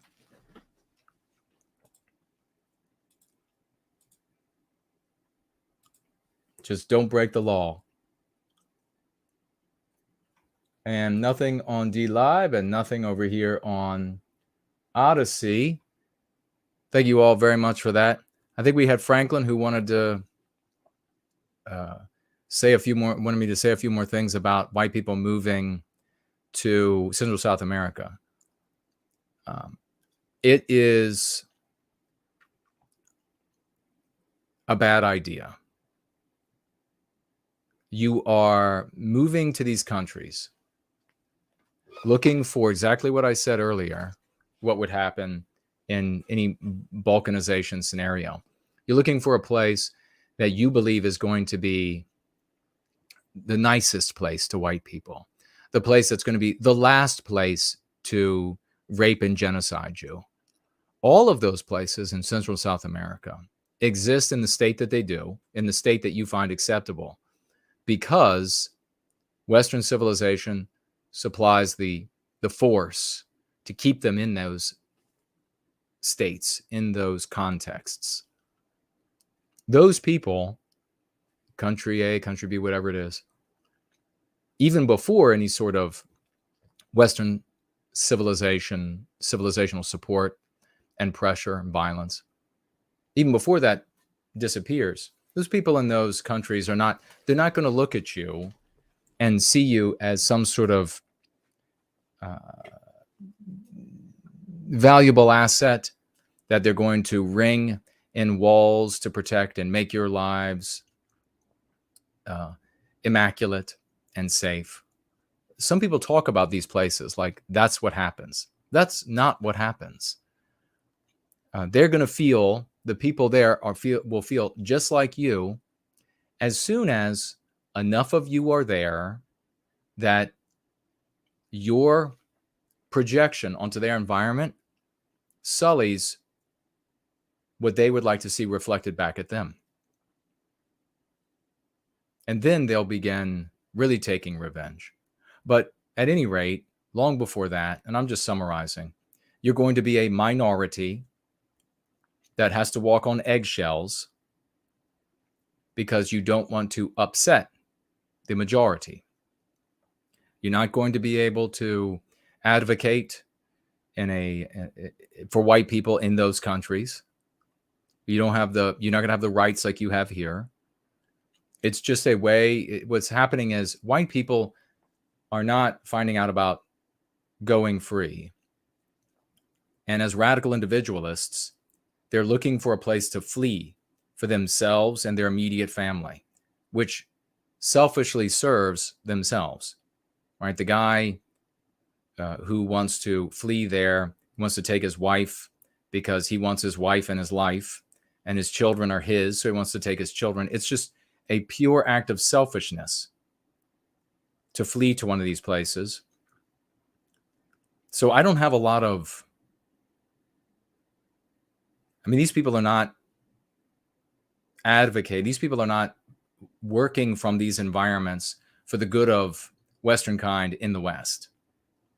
They have said, it's sort of like in the movie The Lord of the Rings, where they go up to that fortress in the mountain, and the fortress is built into the mountain, but then at some point the fortress it just ends up in like caves into the mountain, like deep into the mountain, and the caves are impassable. And the monsters that have come to kill off all the people of that kingdom are at the gates, and the folks have to fight. They're on the battlements and they're ready to fight. And it strikes me, this fleeing to these nations in Central South America, Asia, these people they call expats, they are not every single one. There can be exceptions.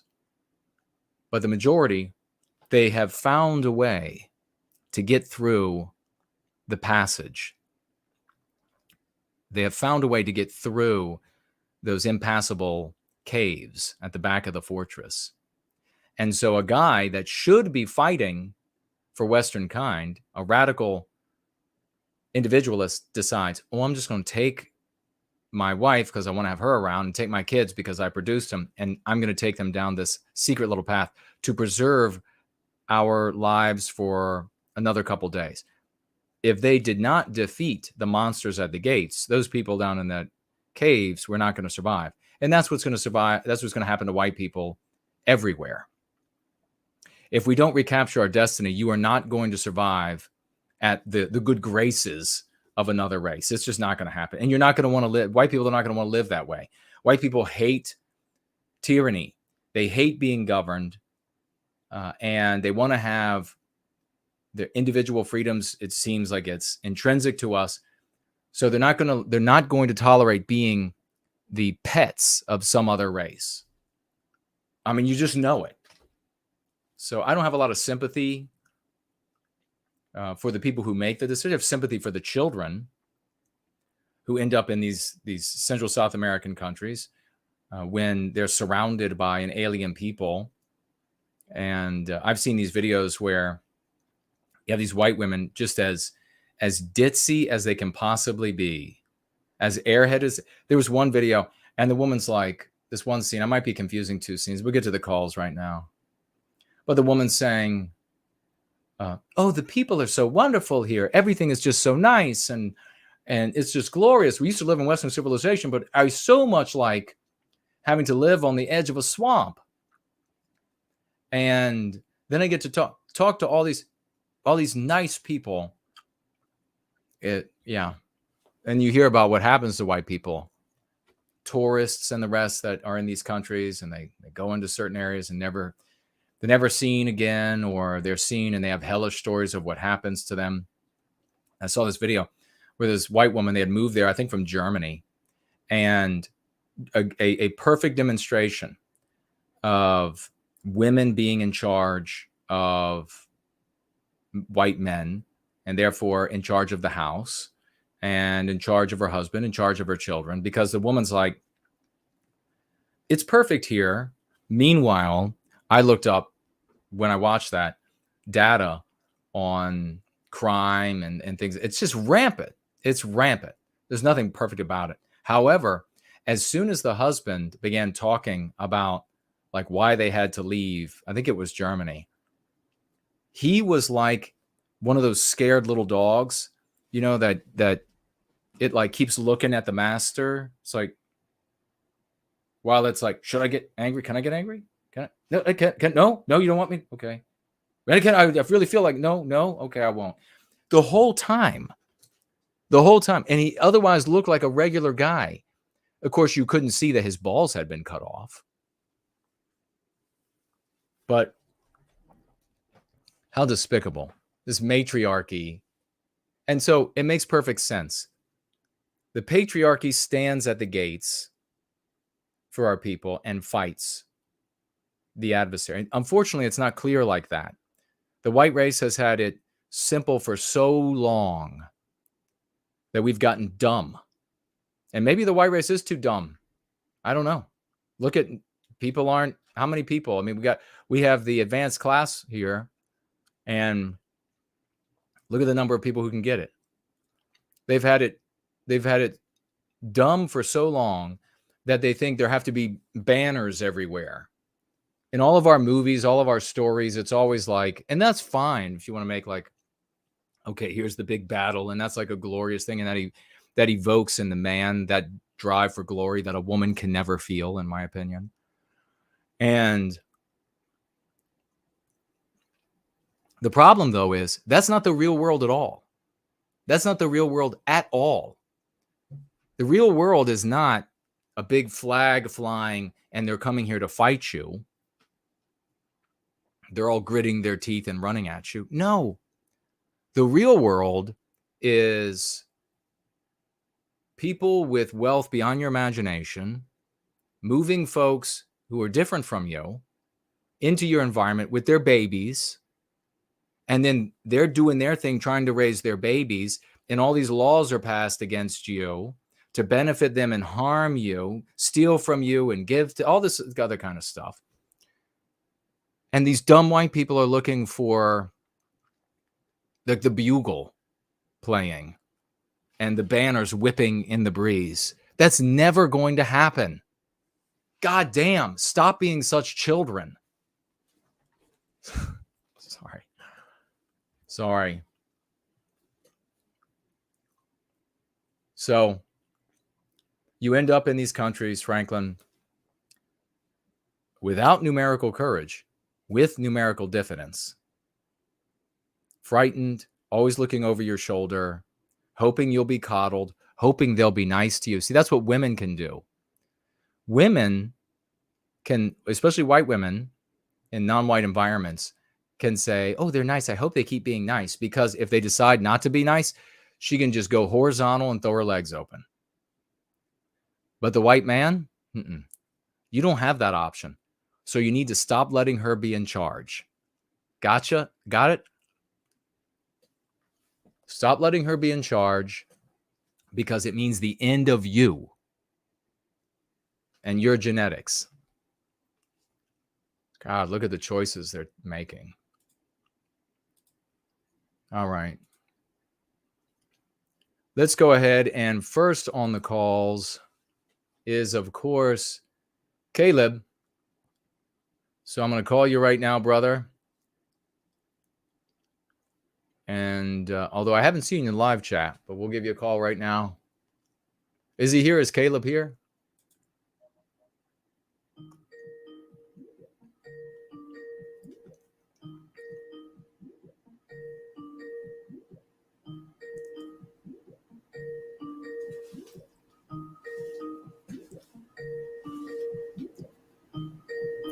All right. Uh-oh. That's not a good sign. Well, he just hung up and it didn't hang up. Let's see if we can fix that. All right. Caleb, when he can be around, he's definitely going to have an opportunity to talk, and he wants to talk about biological white erasure relationships. So we will have you on, brother, and I've got a shirt coming for you as soon as possible.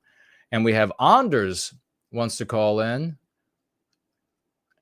And so we will call you right now, brother, and briefly chat with you about what's going on, what's on your mind. So here we go with that call.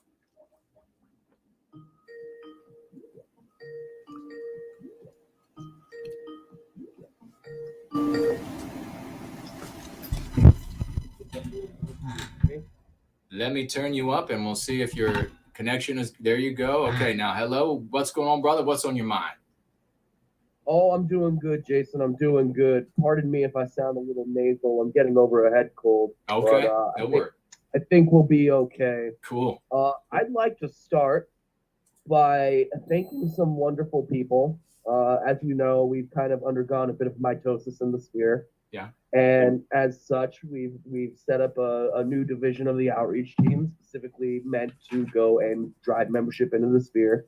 And some of the folks who have come on have been absolute champions. So I would like to thank those wonderful and magnanimous and beautiful people. Wonderful. And so first, I'd like to start out by shouting out Biospirit of the West, who has been an absolute champion through all of this. He's running daily campaigns on news articles. And you mentioned the Quora site earlier. I can give you the link for that. It's nowhiteguilt.quora.org or .com. nowhiteguilt.quora.com. And I don't know what magic this madman possesses, but he seems to have a green thumb when it comes to cultivating online spaces, because already it's been picking up steam rather quickly. Awesome. Hats off to that mad lad. You know, amazing, wonderful human being. I'd like to give a nod to Jim Bob of the Florida GFC.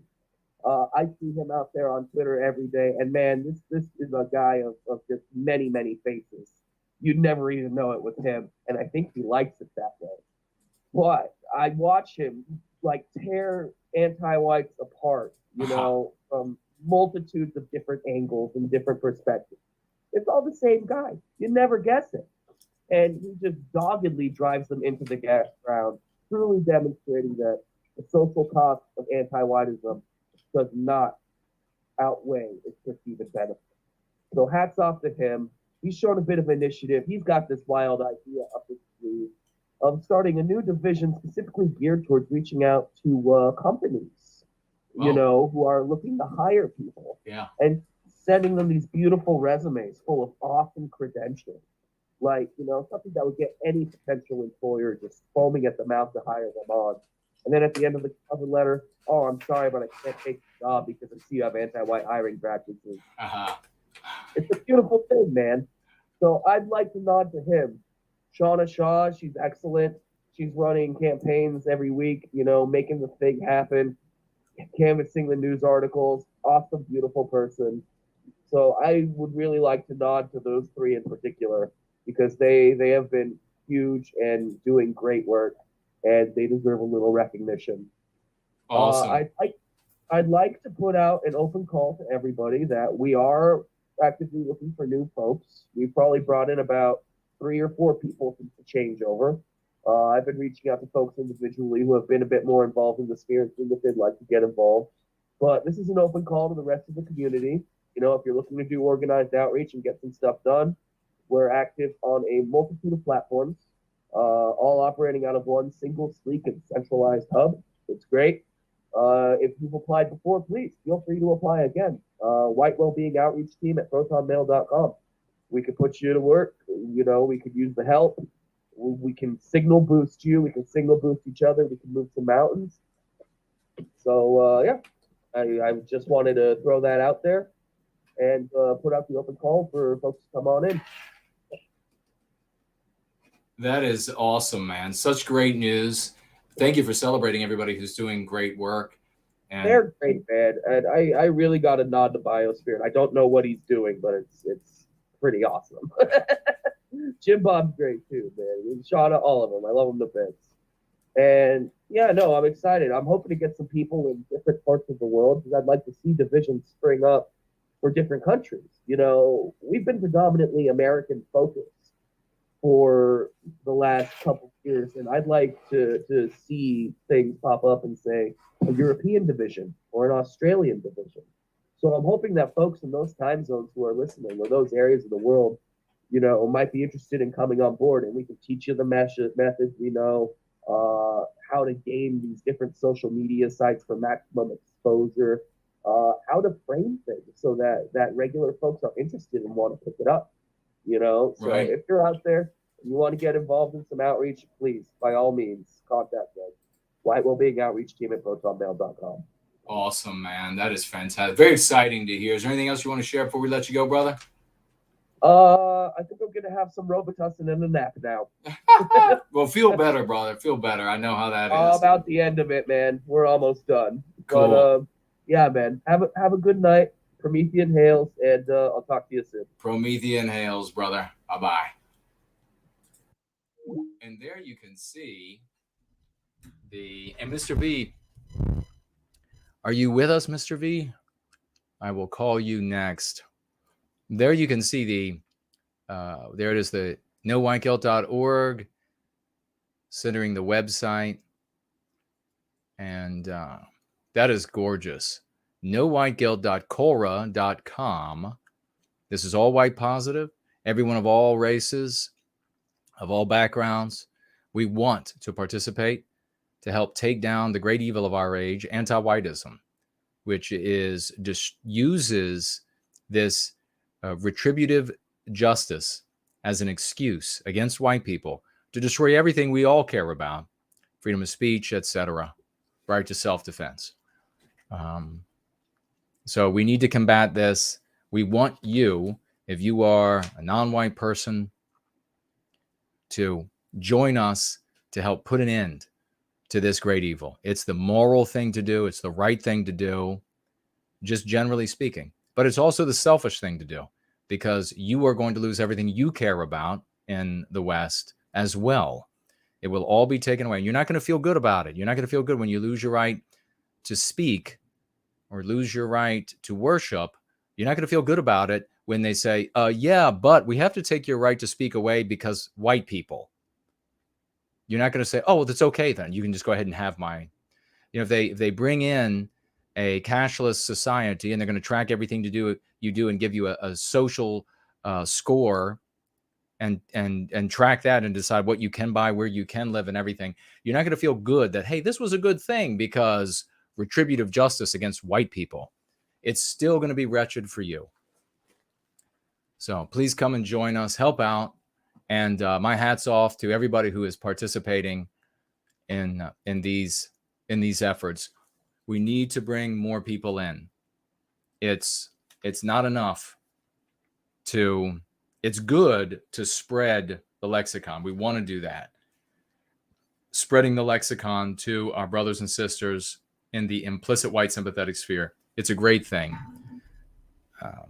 because it slowly is churning and changing the ground and helping people in their lives. It's a curative contagion.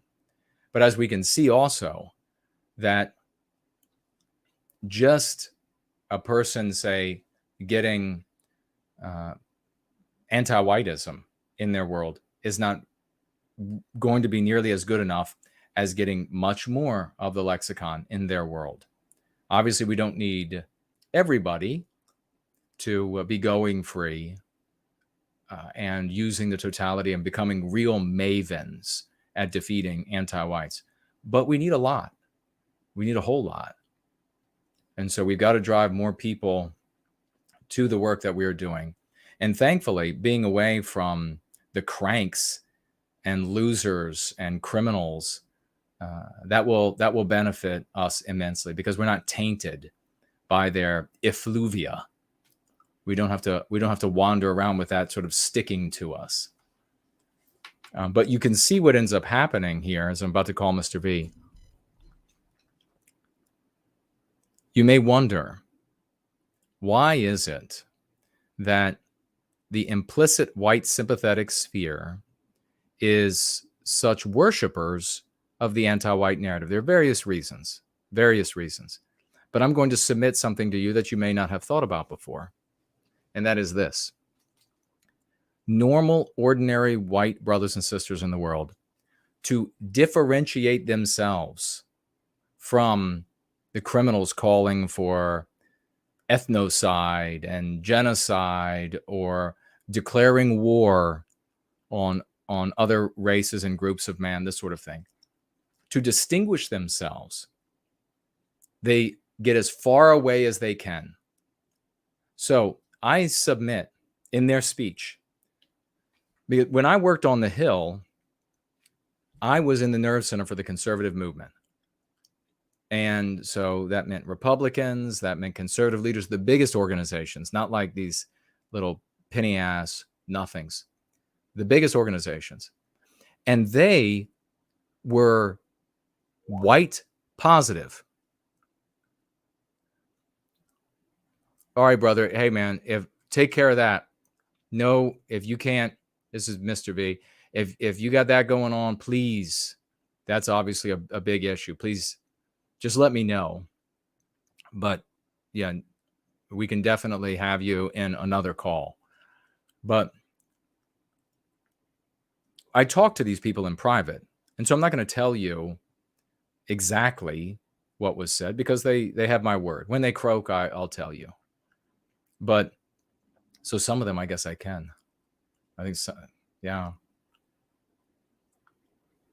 I'll have to, because if you tell people, like, I could give you some names that everyone knows, and I could tell you with the kind of conversations I had with these people. The problem is the ones that are dead. The problem is that their followers who are dependent on their memory for donations and for the continuation of the organizations and things like this. Or just not even the financial consideration of an organization, but also like the emotional use of the person's memory, and that in defense of they're not dead, they're alive. So they still have to push back against all of these antags out there. They could then want to target me. So, and we got enough targeting of us and what we're doing. But there are people that you would know the names, alive and dead, that I've had conversation on the national level, establishment people that I had conversations with before, during, and after time, but particularly during and immediately after my time on the Hill, that are 100% in agreement with everything I've said to you all, ever. 100%. 100%. But when they are public and they're talking about their advocacy, particularly the implied advocacy, they don't necessarily have the tools that I have, the mental faculties that I have, whatever, the focus that I have, the patience,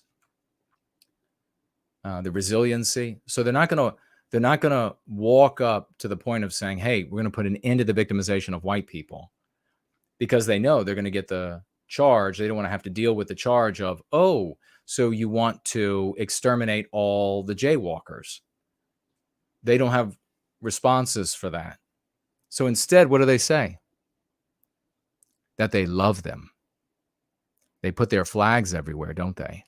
So I submit to you that a lot of the people in the implied white sympathetic sphere, or aspect of the sphere, circle in the sphere, say that they love Israel in order to push back against the people who hate jaywalkers and who just name them all day long. They do that to really draw the line. I am not them. So they hate, then I'll say I love. So what does that mean? That means that a good percentage in the implied white sympathetic sphere of folks and their comments that are worshipful and submissive to, and even acts of submission to, are a consequence of the antags out there who are talking about war on jaywalkers, who are talking about killing, murdering every jaywalker and homosexual one at a time and watching the light go out of their eyes. The white sympathetic sphere, and this was a misunderstanding in the explicit white sympathetic sphere I've had many arguments about, is a misunderstanding. They think that they're just like drug-addled and less intelligent, and they just want to be submissive to these other groups. But in reality, a good portion of those statements and acts are just to say, I'm different than them. I'm different than the people who want to kill everybody. I'm different than the people who, and they move the goalposts, but they want to bring negative attention to groups, right? If these people were less despicable, then implicit white sympathetics wouldn't have to be so worshipful of these different non-white groups and submissive to them and deferential to them. This is, I would think, if not originally by design, and that's not how things happen the vast majority of times for the human animal, is something in the mix of human dynamism is working, and then they feed that. So probably they saw the power of making a huge chunk of the population worshipful of anti-white oligarchs by encouraging the demonic acts and statements of some of the explicit white sympathetics. That's why they fund them. I mean, let's just be frank. We always find out years later, oh yeah, really? That guy, that whole group was being funded by, oh, really? The guy in charge of hating all the jaywalkers is a jaywalker? You know, I mean, it's just like, yes, and that's still going on. And of course, they start things, the anti-whites, from creating it from jump, engendering it, and they also take over things. And sometimes they take over things that the leaders are aware of it. Sometimes the leaders aren't aware of it. That's why I say you always have to know by the fruits that they produce. I have been consistent. No changes for white well-being, white positivity, forever. That will never change. Because I'm not here for the money. I'm not here because, Lord knows, I'm not here for aggrandizement. You all can see that. I take endless amounts of abuse. I'm the guy who always stands up against the crowd's dumb decision. If it's a dumb decision, the crowd rarely makes a good one, do they? And I stand up against it. Who would do that unless they are genuine in their heart about what they're doing? I could just walk away. I could just walk away. I could still pursue at any point. I could still pursue pure selfish enrichment. Just walk away from this, and employers aren't going to care. They're not going to care that I want to put an end to the victimization of white people. So this is out of love. That's why I do it. And if there is a God, then he'll make sure that those who love God will support me. If there is a God, then those who love God will come to my defense, will financially support, will advocate the practice, will push these things into their world, will find ways to convince dummies out there that this is the way to go.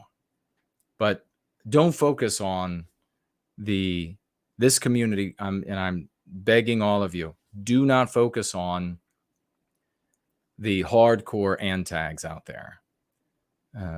Give up on the namers. It's a terrible thing, but we can't waste any more time on them. Just go to the ordinary folks out there. When they hear and when they read this lexicon, they have no problem saying, yes, I want the victimization of white people to end. No problem understanding. There's only, if you have any reservation about whether they will believe that or not, it's because of what I was just talking about. You think that their adoration of the other is born of something other than, in large part, than their need to have to differentiate themselves from those who want to wage war on the jaywalkers. All right? So you know what's interesting? You'll find in the Nazi groups, self-identified Nazi groups, the neo-Nazi groups, these militias, all of these bizarre movements, the Alex Joneses, all of these things, you will find big jaywalker money. Individuals, not the whole group of people. You'll find big money. In fact, they're funding them right now. They're individuals. But there's none of that here. None of it. For God's sakes, you can see it. Nobody's showing up with big jaywalker money saying, let's make you a platform. Let's advertise you across Google. Let's fill your audience with bots so that it looks like there's a massive number there. None of that's happening. Because we are the anomaly. We're like Neo in the Matrix. We are the anomaly to the system. And that's why I guess in the Matrix, it was like this ragtag bunch of extraordinary people who stood up against the system and everybody else going right along with it. We're going to talk to Mr. V briefly, and then we're going to wrap it up for today because it looks like Mr. V is now available. And here goes the call.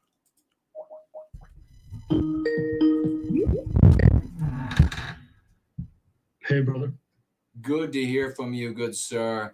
And Promethean hails, and what's on your mind? Well, Promethean hails. I'd like to thank Patrick for hosting karaoke night yesterday. That was awesome. Cool. Yeah, that was a lot of fun. I got to tell folks really quickly that I attended with Kate one of these karaoke nights, and it was a heck of a lot of fun. I mean, for example, well, I've heard she wasn't there this time, the time I was there, but Elaine Sabatino was amazing. Who was it Southern Bloom? Who was there that was amazing? No White Gill Clips, Mr. V, everybody. It's just a great time. If you want to have a great time, you want to show off maybe a song, you know, hang out with these people. So that's great. Big salute to Patrick and everybody who participated. Yeah, it's usually the women that like karaoke because they seem to be better at it. But we had a lot of fun. Axis was there. Axis just took out his guitar and played an original song. Oh my God, that's cool. Yeah, that's really cool. Ian sang in Korean. He did a Korean song. Really? You know? Yeah. Oh, that is awesome. Yeah. Elaine's awesome. Sean is great. Yeah, it was kind of impromptu, but even for an impromptu event, quite a few folks showed up. So that was a lot of fun. That was awesome. So big thanks to Patrick for hosting that. Then today we did the Ontario Book Club. That was on break for a while. That's back. Nice. We read chapter 11 of The Selfish Gene, which is Memes, the New Replicators. Nice. Yeah, which is, of course, you cited The Selfish Gene and Go Free. And I thought it would be a good idea for us to cover that so that everyone has a good basis on mimetic theory, where memes come from, that memes aren't just funny pictures on the internet. Yeah, that is really great. That's how we're taking back our people, changing lives. Each one of these people, I like to think of us as, you know, where you take, it's sort of like the movie or the book, where you take a person who is ordinary with extraordinary potential. You use the Go Free lexicon to begin breaking down the meme pathogens inside of you. Thereby, you access more and more of your PTP, potential to power. And then you exercise this potential to power in these things that the folks are doing, ladies and gentlemen, at the GFCs. And it's like you're in training for the conflict, the real conflict that you engage in, where you can make a difference. Think about the difference here, and I'll pass it back to you, brother, that when you are tearing down the meme pathogens inside of you, accessing more of your latent abilities that come to you down through our great biospirit of the West and can be manifested in you. And then you're training in ways, you're training about how you dress, how you talk, how you understand memes, you're having fun singing. These are all things that you take into your real world. One can imagine, I think it was Shauna Shaw maybe that was singing really well when I was there, but you can imagine a scenario where like a Shauna has educated herself in the dialectics, the lexicon of going free. She's singing and she's like maybe coming out of her shell. She's getting better and better at it. And she then ends up at a restaurant somewhere, sings karaoke in front of a bunch of people, and then maybe she's able to say on the microphone something like, hey, this is a song that I want to sing to put an end to the victimization of white children who are being taught to hate themselves, or this, you know, whatever it might be. The kind of, that's where the conflict is being waged. Now you juxtapose that, Mr. V, with these people who for all of these years, they're getting together with their time. And when I'm talking about time, lots of time, money. And when I talk about money, lots of money. And they're buying the latest firearms with the best scopes, and nothing wrong with, you know, firearms and scopes and cool stuff. I'm all for it. But they're doing this, they're training, they're buying camo, they're buying food to store, and they never fight that battle. Think about that, all of that waste. If you were an anti-white oligarch, that's fantastic. The people who want to push back against you, they're in this forever preparation to never do anything. and empowering themselves with tools that are totally useless for them in the actual conflict, whereas we are actually ennobling, educating, empowering individuals for the interactions where the conflict takes place in the real world. Worlds of difference. But this is great. So you were reading The Selfish Gene. Please continue, brother. Yeah, people enjoyed it. It's a good chapter. Of course, there was, funnily enough, in the chapter about memes, an MP about biological white erasure and the skin color MP. Oh. I don't know if you recall, but he used an example of biological white erasure when it came to genes. How about that? So think about that, folks. You could get as powerful as Mr. V, so that when you're reviewing these sort of high works, if you will, erudite works, if you will, that you were able to pick out the flaws, the meme pathogens in that work, in the thinking that's undermining us. So that's great, man. Well done. Yeah, the folks noticed that one. There was also one about kind of a universal altruism, right? That was in Dawkins's work as well. I mean, he's never been white positive or anything of the kind. He's afflicted with what a lot of modern day atheists are afflicted with, which is anti-whiteism becomes their de facto religion. Yes. It would make a lot of sense to have atheists against anti-whiteism, because anti-whiteism is a cult. Yep. And I would transition to give you some examples of what anti-whites do. I don't know if you ever heard of, I think it's his name is Stephen Hassan. Yeah, Stephen Hassan's byte model. And it's a way to kind of measure and analyze whether or not a group is a cult. And it's called the byte model. Oh, right. Okay. Behavior control, information control, thought control, and emotional control. And I'll give you a couple of examples from each. So behavior control, dictate where, how, and with whom the member lives and associates or isolates. Anti-whites do that.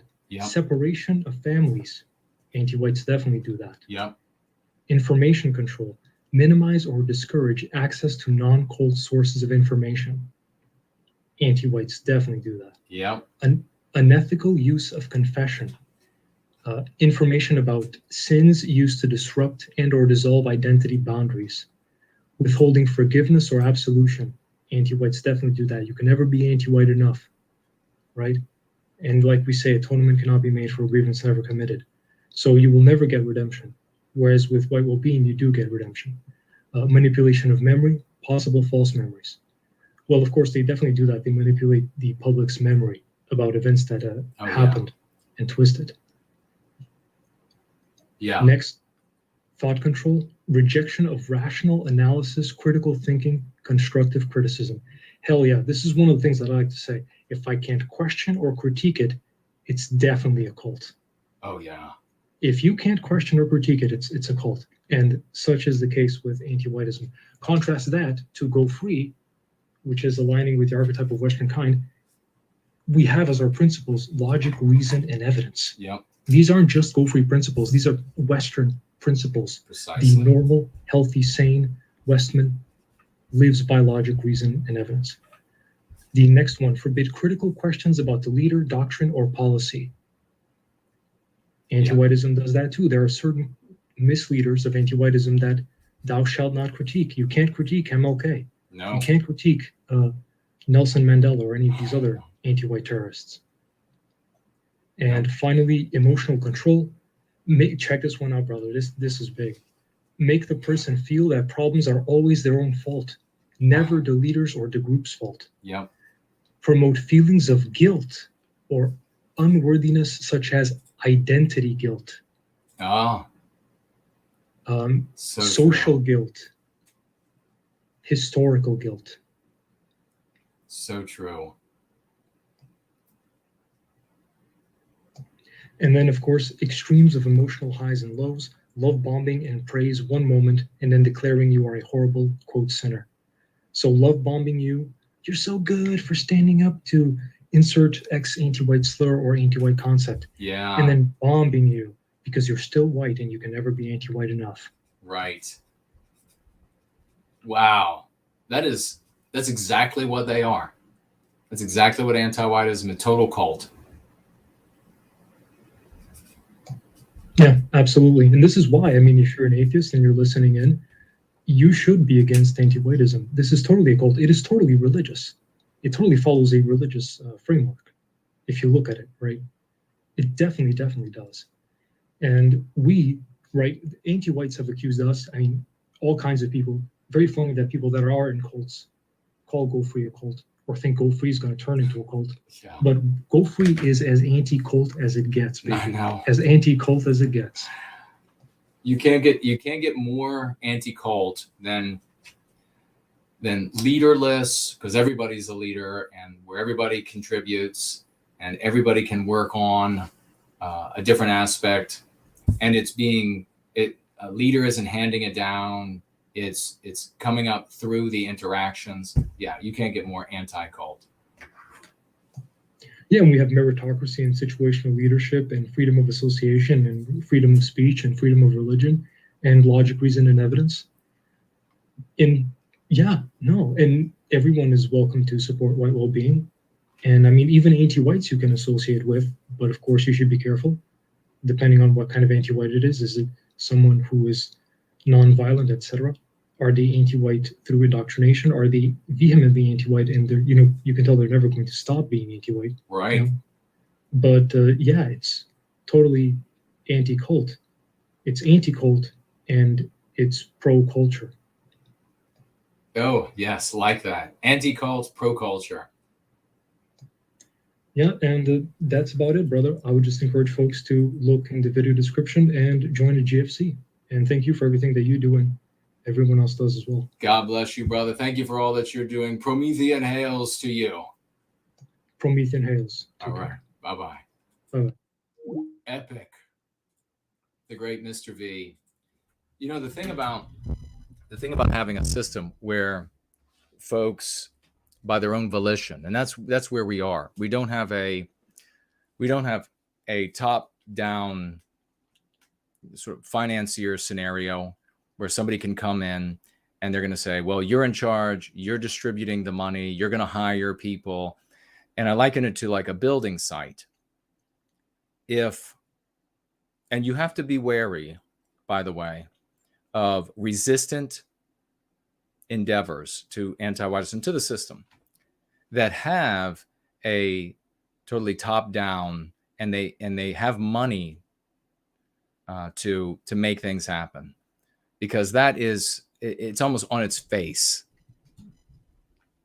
funded by the adversary, funded by the victimizer. But the way I see it is like, this is like a build site.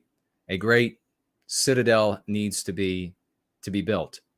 And I don't have some super wealthy person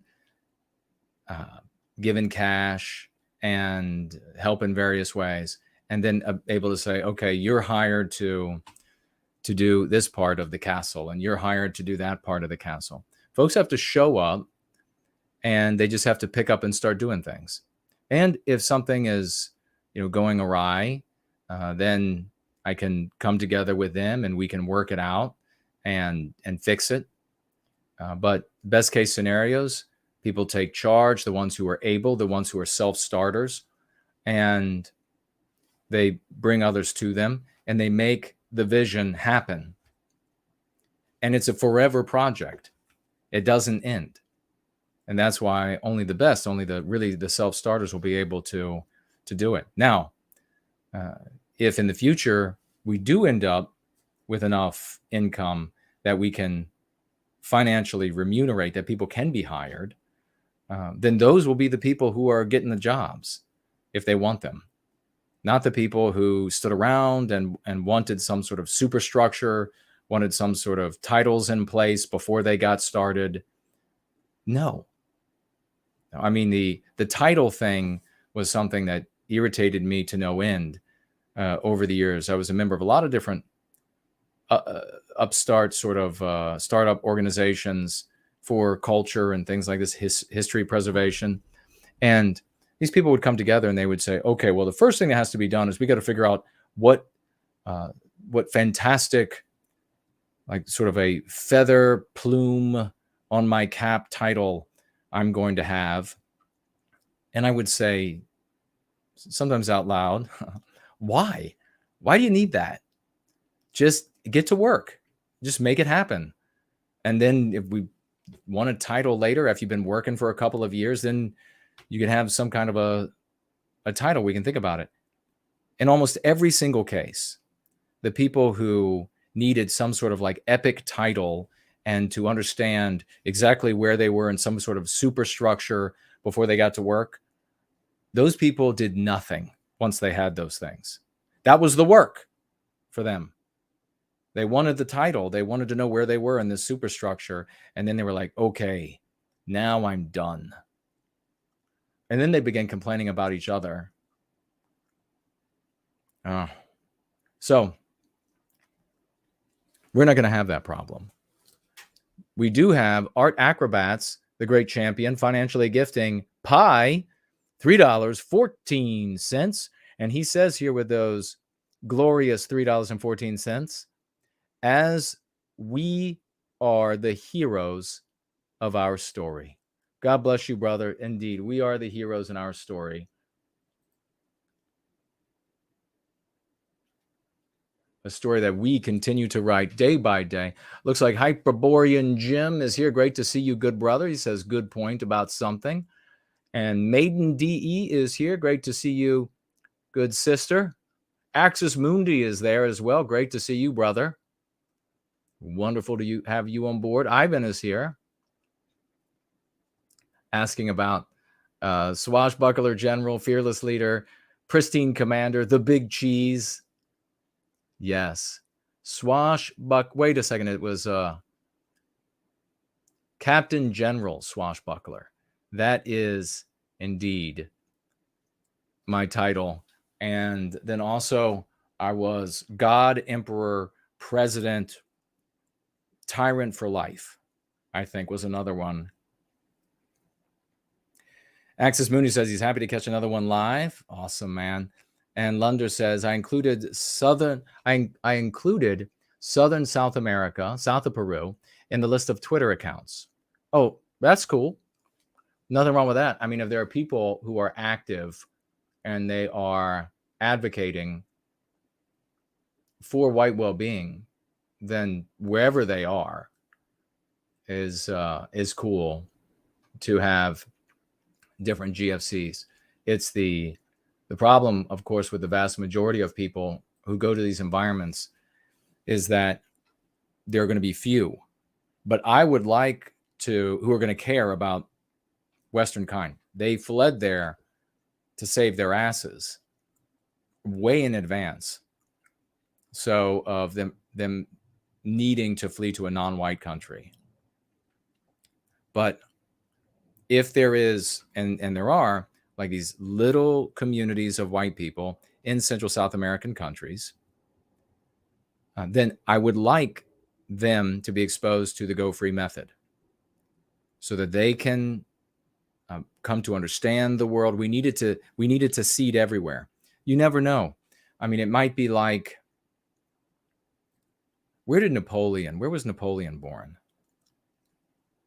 Was he born? He was born outside of France, wasn't he? Anyhow, you might have a scenario where somebody born in one of these little villages in a non-white country is inoculated against anti-whiteism. The guy's got like child is born with like a 500 IQ, who knows? And he ends up returning to America or wherever and being a big player in service to white women. You never know. You could have an Elon Musk type of guy, just connected, extra smart, and good with organizational understanding. Person could be born anywhere to white parents, that great biospirit of the West coming down through them. So don't misunderstand I'm talking about like the people who are fleeing themselves. You're going to find few people who are saying, oh, I need to flee Germany for a town of 200 white people in Peru or something, surrounded by seas of these people, most of whom are going to be wonderful. But you're going to run into the problem of living at their generosity, living at whether or not they want you to be present or happy or will allow it, and then once you become aware to them, then what then? Enough of them. I don't mean they, well, we know there's a white village over there, but once you become like aware, like you now part of the tapestry, and they're like, there's a sore on the landscape. Look at what happened in Mexico. We're running out of time. White people moving down to Mexico in a specific, like, gentrifying, which just means making white a certain part of a couple of blocks in Mexico. And then all of Mexico, which, by the way, in my opinion, is in the midst of a civil war. Maybe we should talk about that in a show to come up. But in the midst of a civil war, you have all these white people move there, and immediately the Mexicans are like, what in the hell is happening? We've got to stop this from happening. So what will those days look like ahead for those folks? Probably sanguinary, because their lives don't matter. But I just make sure I didn't miss anybody really quickly. Okay, didn't miss anybody there or there or there. Well, it's been a wonderful going free. Please go out into the world. Tell folks about this gathering. Please improve yourself. Use the go free method. You are, when the knights went out to battle, they always were wildly outnumbered, but they were highly trained in defense of their people's well-being. There's a different way to contest that today, and it's intellectual. It has to be derived from the intelligence. It's not the brawn anymore. And so make sure that you are one of those champions and you have great victories under your belt as each day goes by. There are many opportunities. There's not going to be a day in the future where the flag goes up. The flag's up. The battle, intellectual and legal, is on. Join it. I love you all. Let's go free.